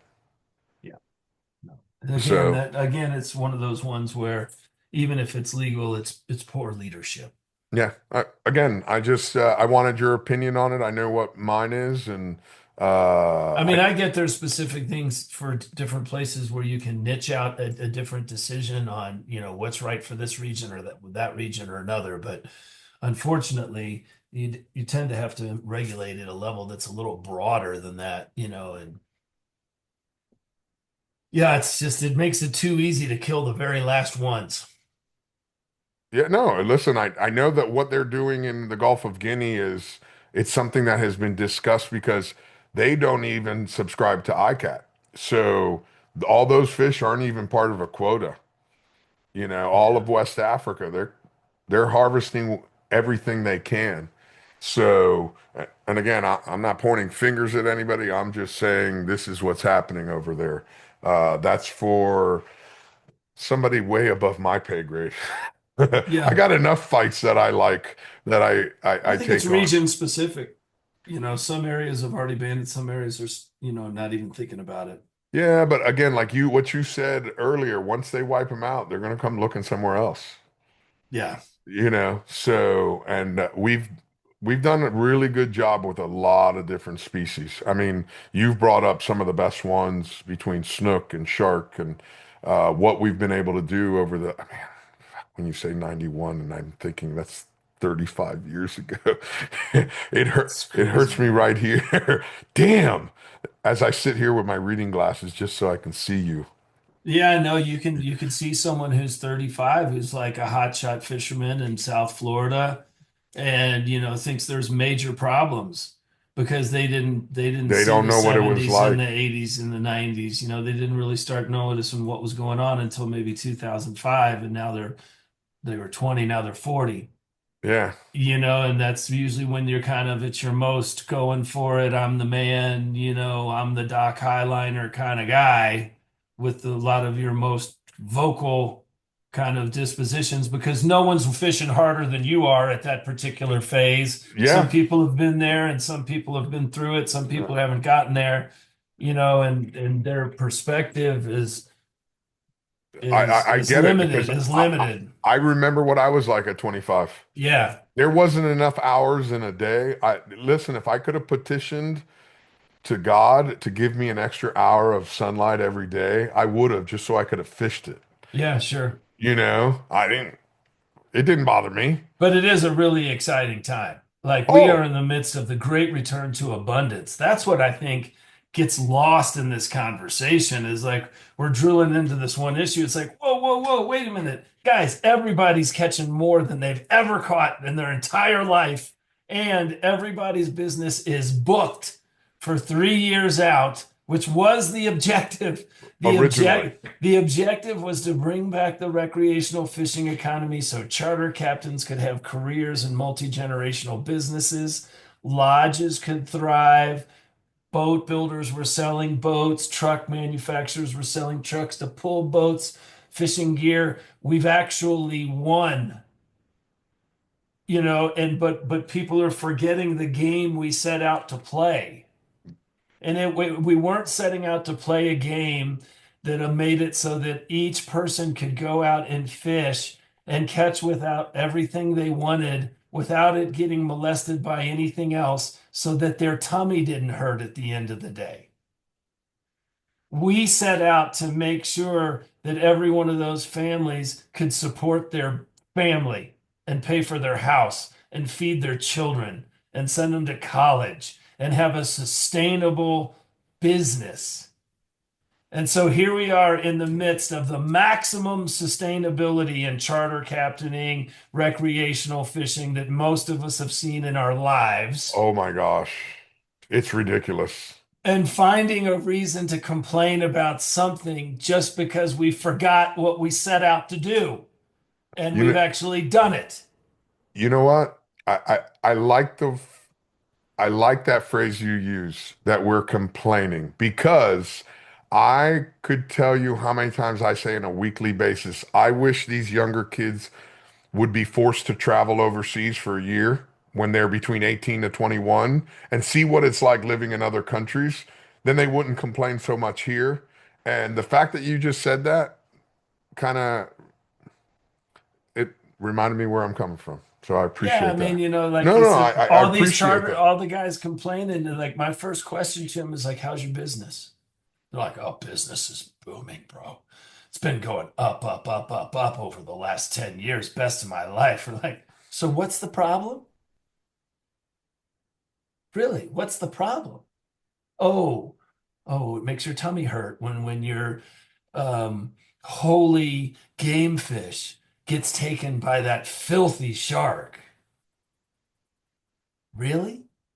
How's business again? You got that college fund rolling for your son, your daughter? Oh, their kid's going to take over, getting a second boat. Listen, business is good. What was the problem again? It's like we've lost what we set out to do, we've actually done at a level, and the conversation is skewed because all the people who started the journey are gone, other than a few of us to remind everyone, like,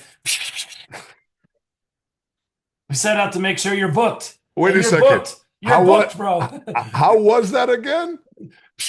I'm trying to be nice here. No, listen, you can drop a motherfucker in here. You This is a know, fishing show. I tell no. everybody this is how I talk. When I was in Next South, time they're going to complain, I just want you to pull out your financials from your last 5 years, and I want you to just chart it on a little graph for me.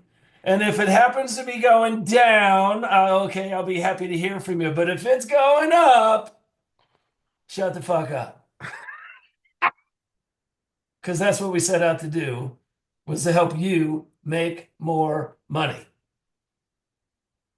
And we're doing it. no, And people you're listen. complaining about what again?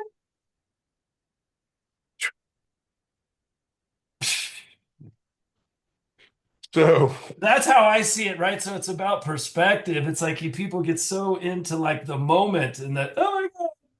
It's like, whoa, whoa, whoa, this has been a big picture over 30 years. And it's like, we're winning, bro.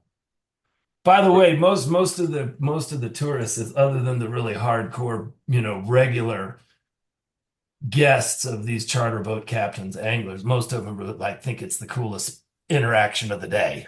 bro, I couldn't, of all the seasons I spent in St. Thomas, I told everybody, other than Blue Marlin season, you guys that spend all year long here, all these local charter boats, what I would do is I would take people shark fishing because everybody's so happy with seeing a fucking shark. Yeah, it's like, oh my Everybody's God. happy with seeing a And shark. I'm not a shark guy. Like, I'm just saying it's reality. People, they see it and they're like, oh my God, that was crazy. I saw a shark. But I get it. Yeah. Listen, again, it's perspective. Why do we care? Why are we applying our elitist judgment? Because we're out there every day on what is or isn't cool to a regular family out of frickin' Chicago. I mean, are we to define what is interesting and cool, or are they? So you especially we get such an elite group of people, like the group of people we're talking about. There's only a handful of these guys, a hundreds, few thousand of them, that are operated at a super high level, in these super high-end fisheries. And, regular folks just want to get out on the water, catch one, and they see a shark, they think it's super cool. It's like everybody relax, man. It's not about the holy permit or the fucking Silver King.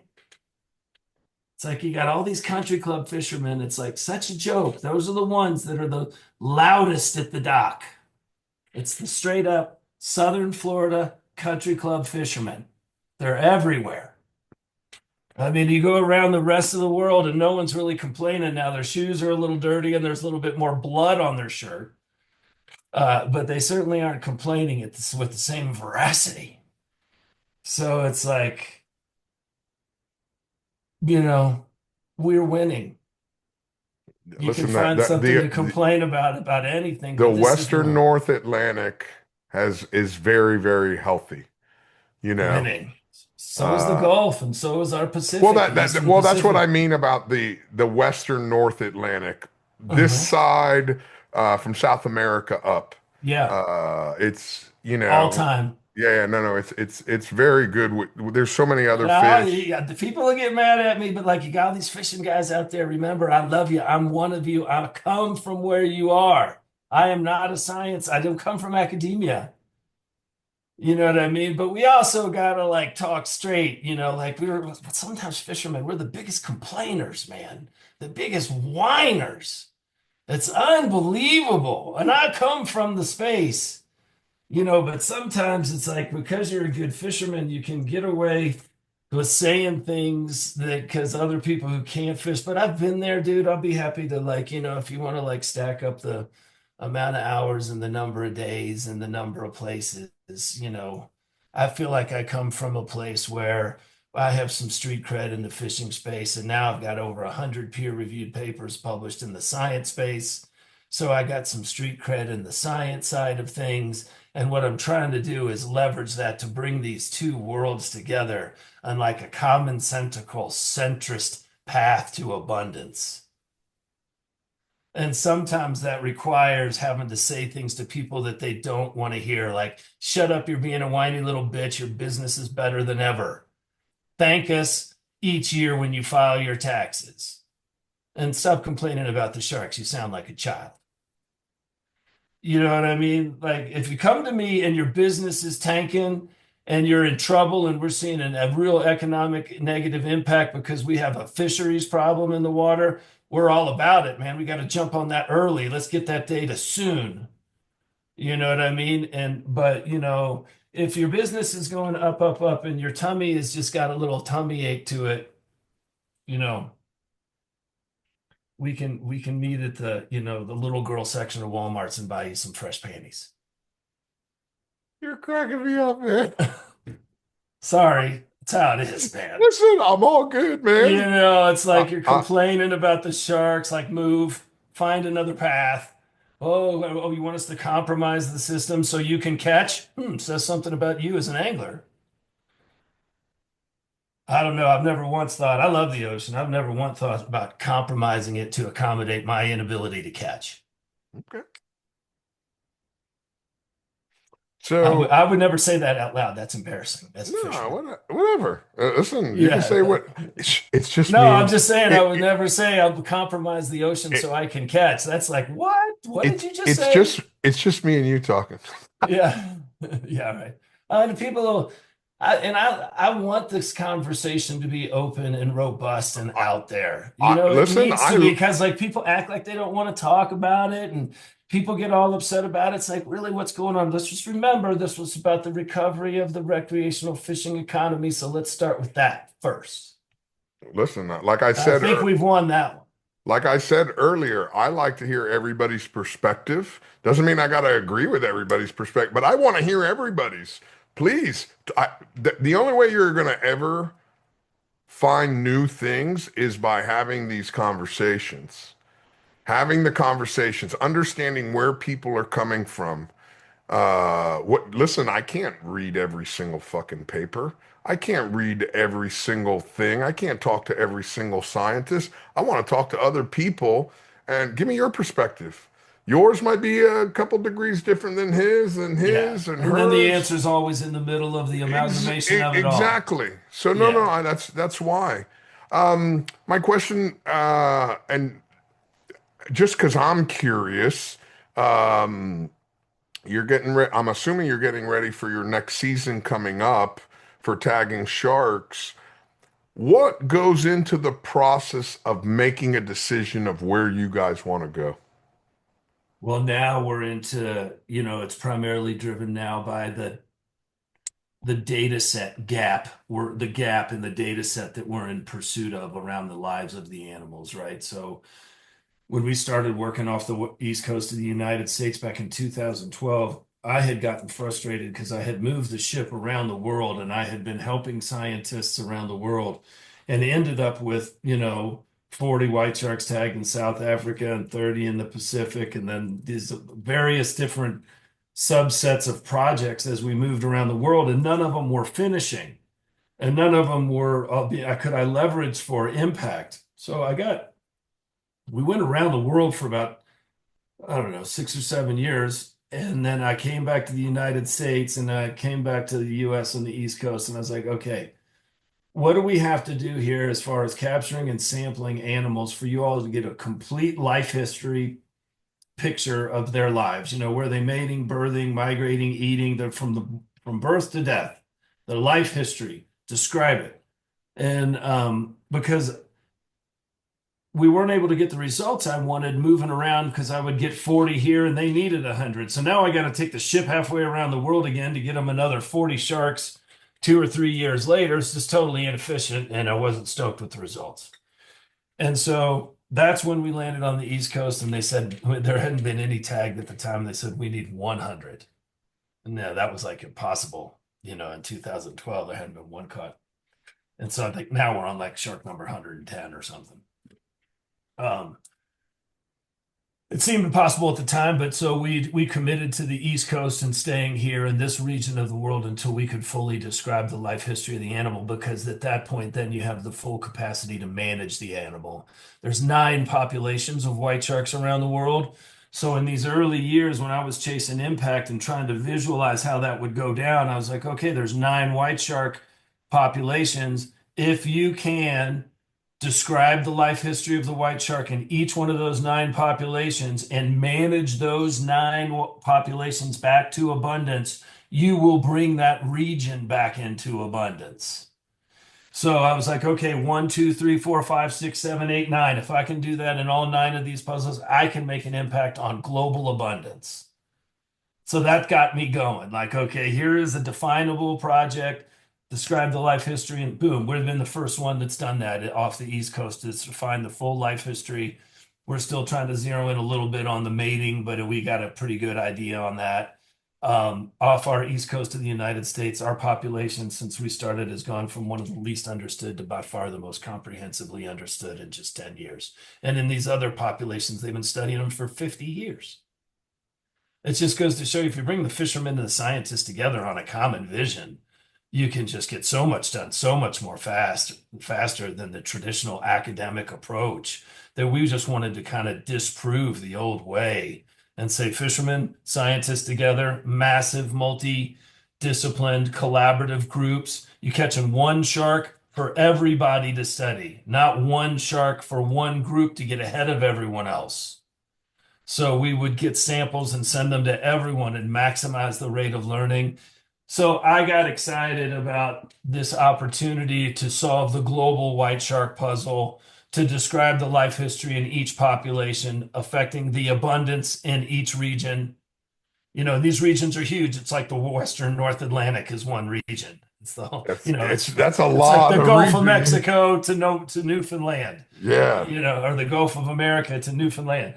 And so here I saw a way to build an enterprise that really was efficient in bringing fishermen and scientists together, the practical and the academic, around a definable project, which was 9 populations of white sharks around the world, knowing that if we could affect those 9 populations individually by being able to manage back the white sharks, that we could lay down our head at the end of our days and know that we affected global abundance in a positive way.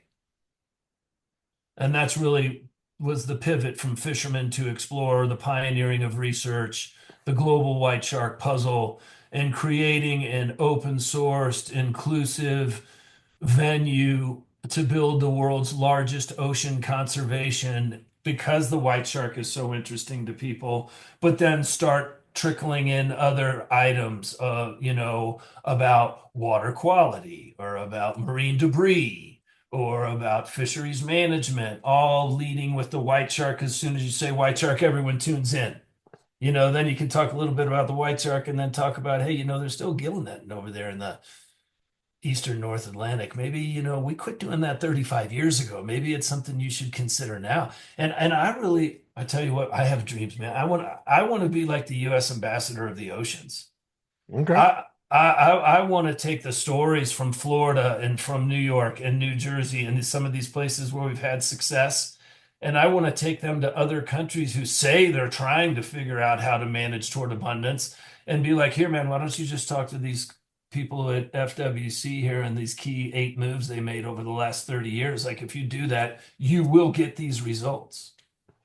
We have a playbook to abundance now. It's no longer like, what should we try to do? What moves should we make? We've done it in the United States. And anybody around the world who's serious about bringing back their oceans and is willing to really fight through the local corruption, which is the problem 90% of the time, we have a playbook now. So if you really have the political will to do it, we know how. It's no longer like we need to do this study and maybe we'll figure out how to make. No, we've done it. We've done it off the East Coast, West Coast of the United States. And so I want to take that message around the world, because if we don't get these other places recovering their fish populations, they're going to come to try to steal our kids' food.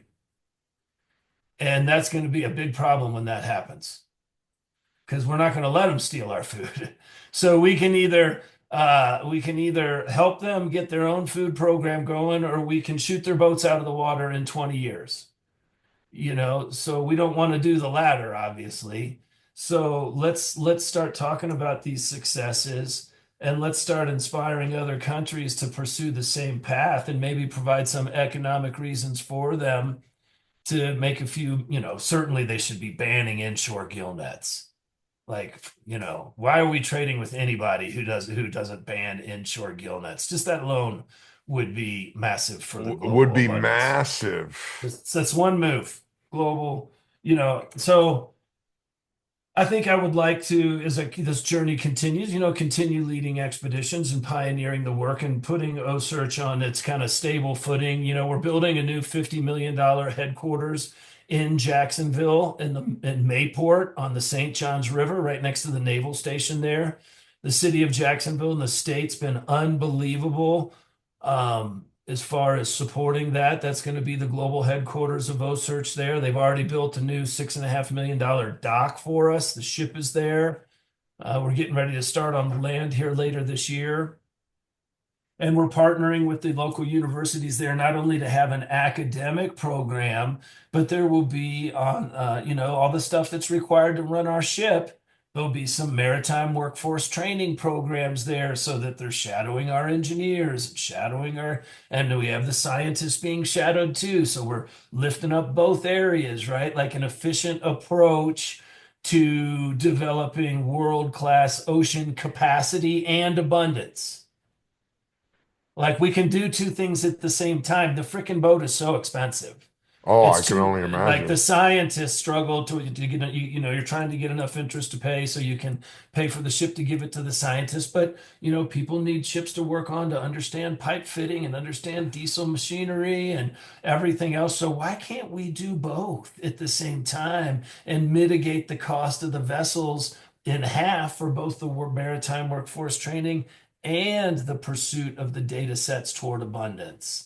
And be a little bit more well-rounded, right? I think you're going to see OCEARCH's HQ become the working model for maritime communities around the world who want to be able to develop talent for their maritime business environment, as well as support the data collection to move all of our young scientists toward abundance, because you can do it all at the same time and it's much more efficient, and everyone's in it to win it. And then our fishermen and our scientists are working together. The scientists understand the value of the tradesman who keeps the boat running so they can actually collect data. And then, the tradesman sees the value that comes from the papers that affect management. So we all see an ocean full of fish, and then you kind of get everybody out of this conversation of a you and me or an us and them. It's, there's just us. It's just us. What are we going to do about it? Yeah. Do you want your kid to eat fish?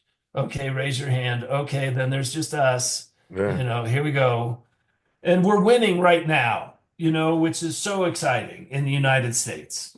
And it gets lost in some of these conversations like we've had earlier. Like we really should be having abundance parties on the docks and really talking about where we've come from and celebrating the abundance that we all see just looking out off the beach every day, because it just wasn't like that, not that Mm, long ago. no, I listen, I remember not catching that many sailfish or struggling to catch a couple snook or oh wow, look, there's a snook. Yeah. Oh, Now, wow. A snook. I remember that, man. yeah, now it's like, huh, Yeah. It's a great time to be alive. It's so no, exciting. it's Like, I'm kind of listen, the kids. I'm jealous of these kids though today, though. To be I like 18 years old right now and going after it hard, like, because it would be I exciting.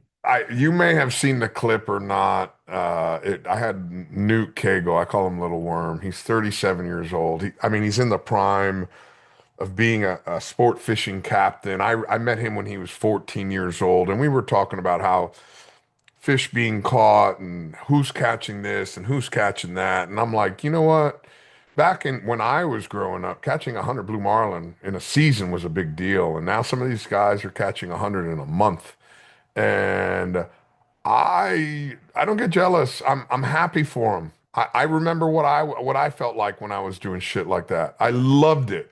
I absolutely loved it. And if you can beat me, I love it just as I love the Oh passion yeah. for my sport.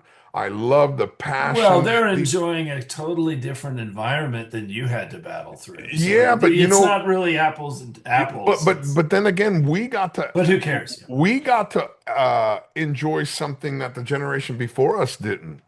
You Yeah. know, I listen, I remember I got the very tail end of, oh wow, you have a fast boat, you do 15 knots. Yeah. And there's one guy that's doing 31 and everybody else is doing 12 to 15. And now you go, shit, I was just talking with Stacy and Amy Spencer, Paul Spencer's two daughters today. And they're talking about, yeah, Dad, when we fish a tournament, Dad comes home at 44 knots. He wants to be the first boat in. I'm like, oh my God, 44 knots. I still remember doing, Oh fuck, yeah. 12 knots. I remember doing 8 Well, knots then it was traveling. so there's this, and I think it's okay. There's different approaches and different types of relationships with the ocean, and everyone's not in pursuit of the same, No. a relationship or outcome.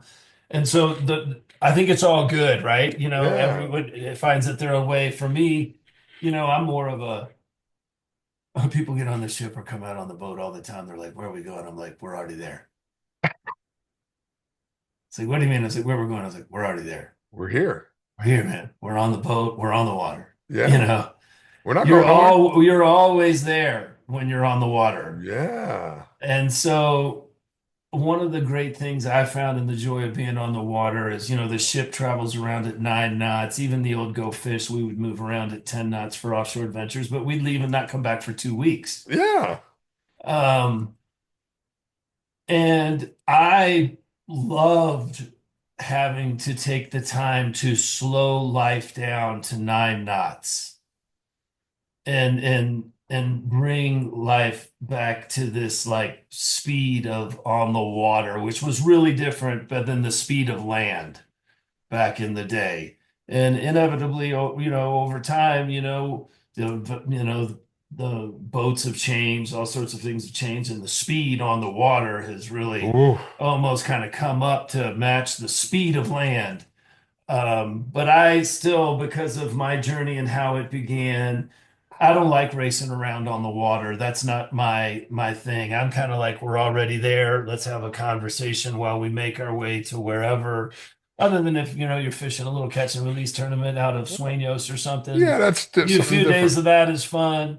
Um, but I'm a more slow down, good in the Yeah. vibe. I think it's my Southern California upbringing component from John McCarty of and Captain Brett and that whole Yeah. son of Southern California vibe is with the water is really a different type of relationship than say your traditional South Florida type of relationship with the water that a crew may have. It's just two different Yeah. worlds.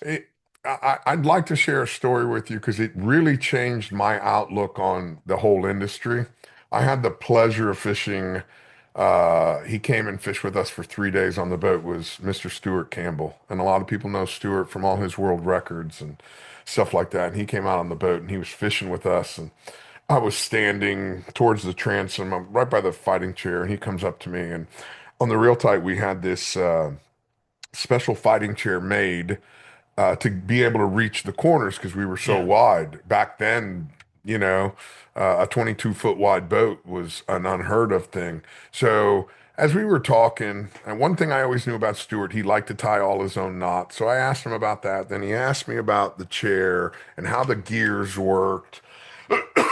And then he started talking to me about a boat that he was building, that he was designing the transom so it can back up faster and the water can roll around. And I had this aha moment at that point. I realized, son of a bitch, I think we all just like to go blue marlin fishing. This is what again, I was a young kid. I was in my early 30s.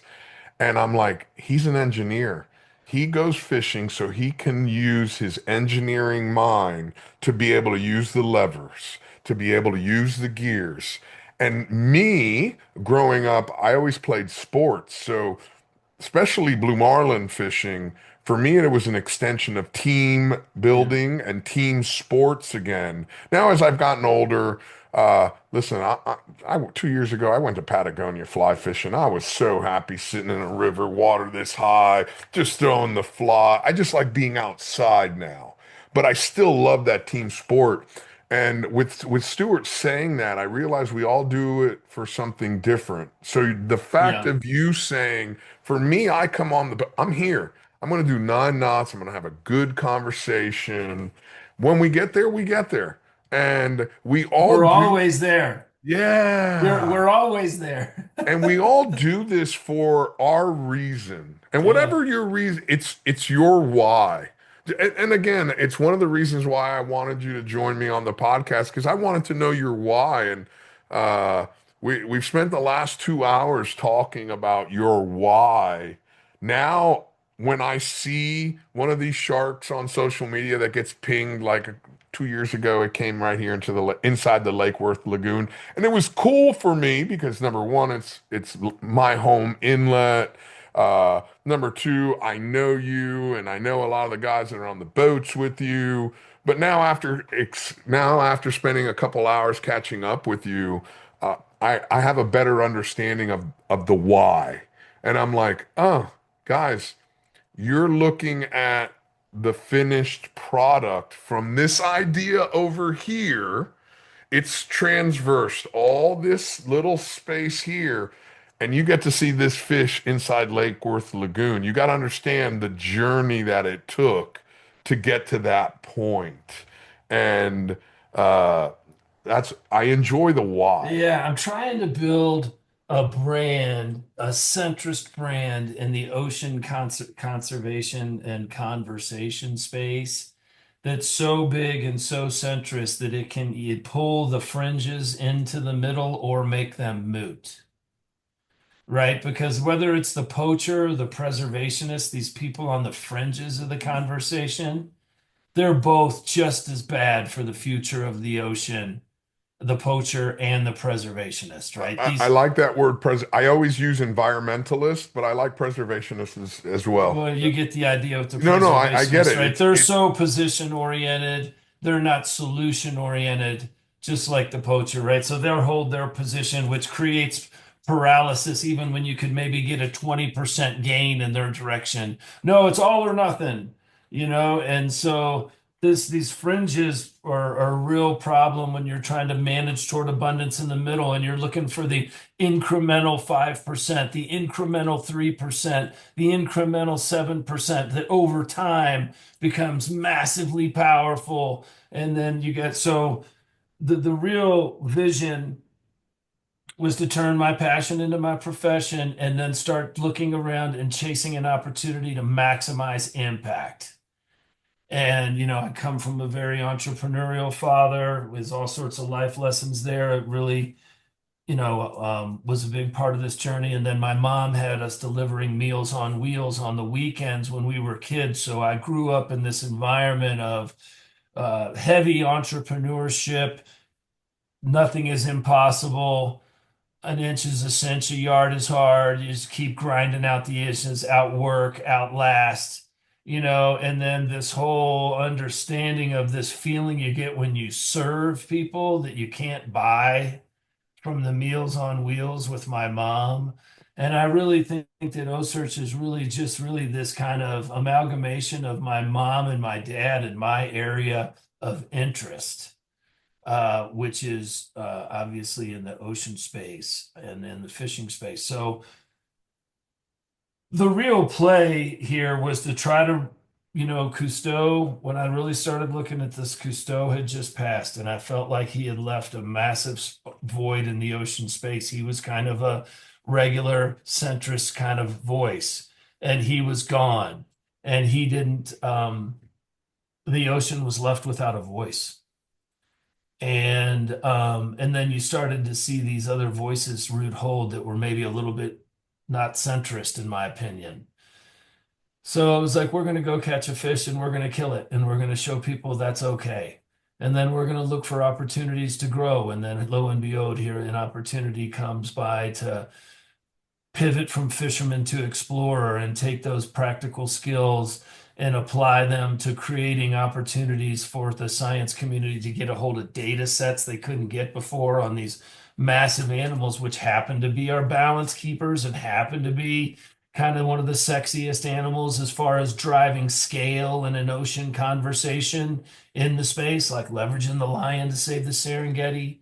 It's not that, big of a reach to understand that, and started to see that we could take our fishing skills to pioneer exploration, pivot the brand, build a massive community, and leverage that to drown out these polarizing figures and become the centrist, data driven brand that people trust in the center of the ocean conversation, and then really be able to leverage that to make a global impact on abundance. Because, like, for example, when some of these things want to go on where they want to put these long lines in for Amendment 15 or whatever, and you can't get any traction because the bill fishing community is trying to get traction about our sailfish are there. We can't be doing this there, but you can't get any traction. Just go lo and behold, oh, have you seen this happens to be the critical habitat of our great white sharks is this same area. Did you happen to know that? We've been working on recovering these animals since the late 90s. They're not sexually mature till they're 30. So you can't be whacking any of our in this same area where it's a critical habitat for the white shark. Now, do you care if I run them out of there with that data set or with the billfish data set? I don't care. You understand what the play is now? Exactly. So the play is pioneer the research and the most charismatic animal that creates the massive conversation, and that alone will ensure that I and we can deliver the offshore adventure to the future family. And that is why it began. That's cool. That's cool. I thank you. Thank you very much. That was cool. Yeah, that's Again, the circle again, all the way around to why. now I know your why. Again, Yeah. that's why I do this. Well, besides it's 2 hours of therapy for me that I get to catch up with my friends because how often do we take the time to spend 2 hours talking to somebody? Yeah, not enough anymore. Not enough, unless you're out fishing, which is a different story. That's why Yeah, I right. still love That's what it's fishing. all about. Yeah. Yeah, when somebody calls me up and they're like, "Hey man, do you think you could help me do this?" I said, "How about if we go fishing and we'll talk about it?" They're like, "Really?" I'm like, "Yeah, because I usually after 8 hours I'll know if I want to do business with you. If I don't want to be on a after 8 hours, if I don't like you, fuck no." I tell you, I like the inshore stuff in Florida where you can go for an hour or Oh, two. I take a lot of meetings like, okay, let's meet on the John boat. yeah, no, listen, I grew up in shore fishing. I didn't catch my first sailfish until I was 16, my first blue marlin until I was 20. I grew up snook and tarpon fishing off the docks and off the seawall. We didn't have no Yeah. boats. Yeah, right, Man, I'm right. the son of two immigrants from Cuba, man. Listen, here's an inner tube. This is how we got here. Go fishing. No. So Yeah, it's cool. no, I do. I am like trying to embrace, I'm moving. I'm going to end up moving back to Jacksonville. We're building this new HQ there. All future OCEARCH hires are all Jacksonville hires. nice. Um, and so over the course of the next few years, I'll be moving. I still got to get one kid out of high school, but it's all going there. And I'm really excited to be having these conversations with you. And, like Matt at Gemlux and too, I've started to engage in these conversations a little bit more because a lot of people saw Offshore Adventures, saw us kind of like take off on this. Where'd they go? What happened? Yeah. But the whole play in the beginning was to build enough influence in a different arena outside of the fishing space because it gets so discounted when you go to DC or you go into the science space, was to build the street cred there so that we could come back and leverage that to ultimately enhance the game fishing management for the place that we come from, the place that we love, the place that we want all future families to be able to enjoy the Big. water. And this was a way of building a brand that was big enough to make a bigger play than we could make by being the biggest player within that space itself. No, this is a great play, to be honest with you. I think it's phenomenal. There is a giant love for sharks. I know that because of Like and I know you've seen the clips where I've had death threats, and I've picked up the phone and I've talked to some of these people. I'm like, have you ever seen a shark? No, but if somebody like, I'm like, okay, I get it. I can appreciate you have a love for it. 100%. I don't knock anybody. Even if you're going to give me a death threat. Listen, my girlfriend threatens to throat punch me every once in a while, and I deserve it. I fucking deserve it. Yeah. I earned that right. Um, Chris, don't hang up. I want to say first of all, thank you from the bottom of my heart for giving me 2 hours of your time today. It's been Not fun. just giving me, but giving everybody 2 hours of your time. Uh, anytime, anytime this podcast is open to you or any of your scientists. I had some scientists on yesterday that do all the DNA testing for bluefin tuna out of the Cape. So anytime you guys want or need a platform, let me know. You're always welcome. I'm always Yeah, and happy let's keep the to catch. conversation open with all the guys and the sharks thing. The only way to talk about it, I talk about it straight. I'm half joking, I'm half serious. No, I get it. But I mean, it's not, it's what the most important thing is just we all need to be talking. Well, Even if we disagree, because, then I, hear something that's like, oh, that was interesting. They hear something, oh, that was interesting. We all start yeah, to kind of meander toward a common understanding. But one thing we don't want to do is make the same mistakes we've made in the past. We 100%. have to be smarter than that, Yeah, no, right? 100%. And so that's what we want to just try to do as we move toward this process of having all the new industries and all the players kind of having the opportunity to now operate in a truly wild system. And that's going to require some adjustment, And uh, here's the other and thing is, communication. how do we branch that out overseas? And hopefully this conversation will start it. Like I said, I spend most of my time outside of Florida. I may fish 3 days a year in Florida. I spend so much time overseas, either in the Med, in Europe, in Saudi. Well, until this war, I've been working on building the first ever fishing club in the history of the Kingdom of Saudi. Been working on it for 9 years now. Helped them put on their first international tournament in the history of the kingdom, working in Japan. So I'm always trying to spread the word to other countries. So we need to spread your word to all these places about proper conservation, proper management, Well, we got to and get that. So we got to get what I want to try to see, have people see at OCEARCH is this fishermen. We got to get in the game because we are the key to data collection. We have boats, we know how to catch. The scientists don't have boats, they don't know how to catch, but we need them to write these papers. So if we can be the gateway to where science and data sets need to be collected, they come to the rec community and they lean on us for that practical expertise and we become part of the data collection. We get in the game. We have more influence in the dialogue and how things are going, and then it gets managed in a more centrist way and you don't feel like that the science is happening and management is happening and the fishing guys are on the outside. We got to be part of it. We're we all have in to it work. We together. have to work And together. that's what OSearch is demonstrating in the shark space, so that we should then therefore be able to scale that across any sort of fishery. And we all need to remember in the end, we're just fishermen. Because when we need scale, we have to come together. We don't have the like take the gun out of my cold dead hands. So we got like the fly fishermen and the bass fishermen Uh, and the tarpon fishermen and the I'm permit fishermen and the I'm tuna just a fishermen. I'm just We a just got to fisherman. be fishermen, man. That's fisherman, Because that's man. where our scale is. That's where our lobbying scale is. If we get self-defined, if we like, who's like, I'm cooler than you are, it doesn't work. Yeah. So we got to like come together. We need a little leadership out of the fishing space for that. But together, if we did that, we would be able to dominate the lobbying. And we're getting better at it, but we need a little bit more leadership in that area because it's a bit too fractured at the moment. And then what happens is when we go into lobbying, the commercial guys toy with us because they ask for one or two things clearly and succinctly and they get them, and then we have like 100 little nonprofits running around asking for 100 little things, and the policymaker doesn't know how to satisfy our community And so as we a get whole. we get nothing because they feel like if they do two or three things, they're going to piss off 90% of the people and only get like 10% of the people happy because we're not like we can't come together and say we need these two things as a community. Then we would get them. But that would require some people taking position 3 and position 4 and position 5 in our priorities to get to over time. And that therein lies the challenge.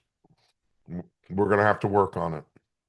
Yeah, we got to put the ocean first, put our grandkids first, and then that'll sort itself out.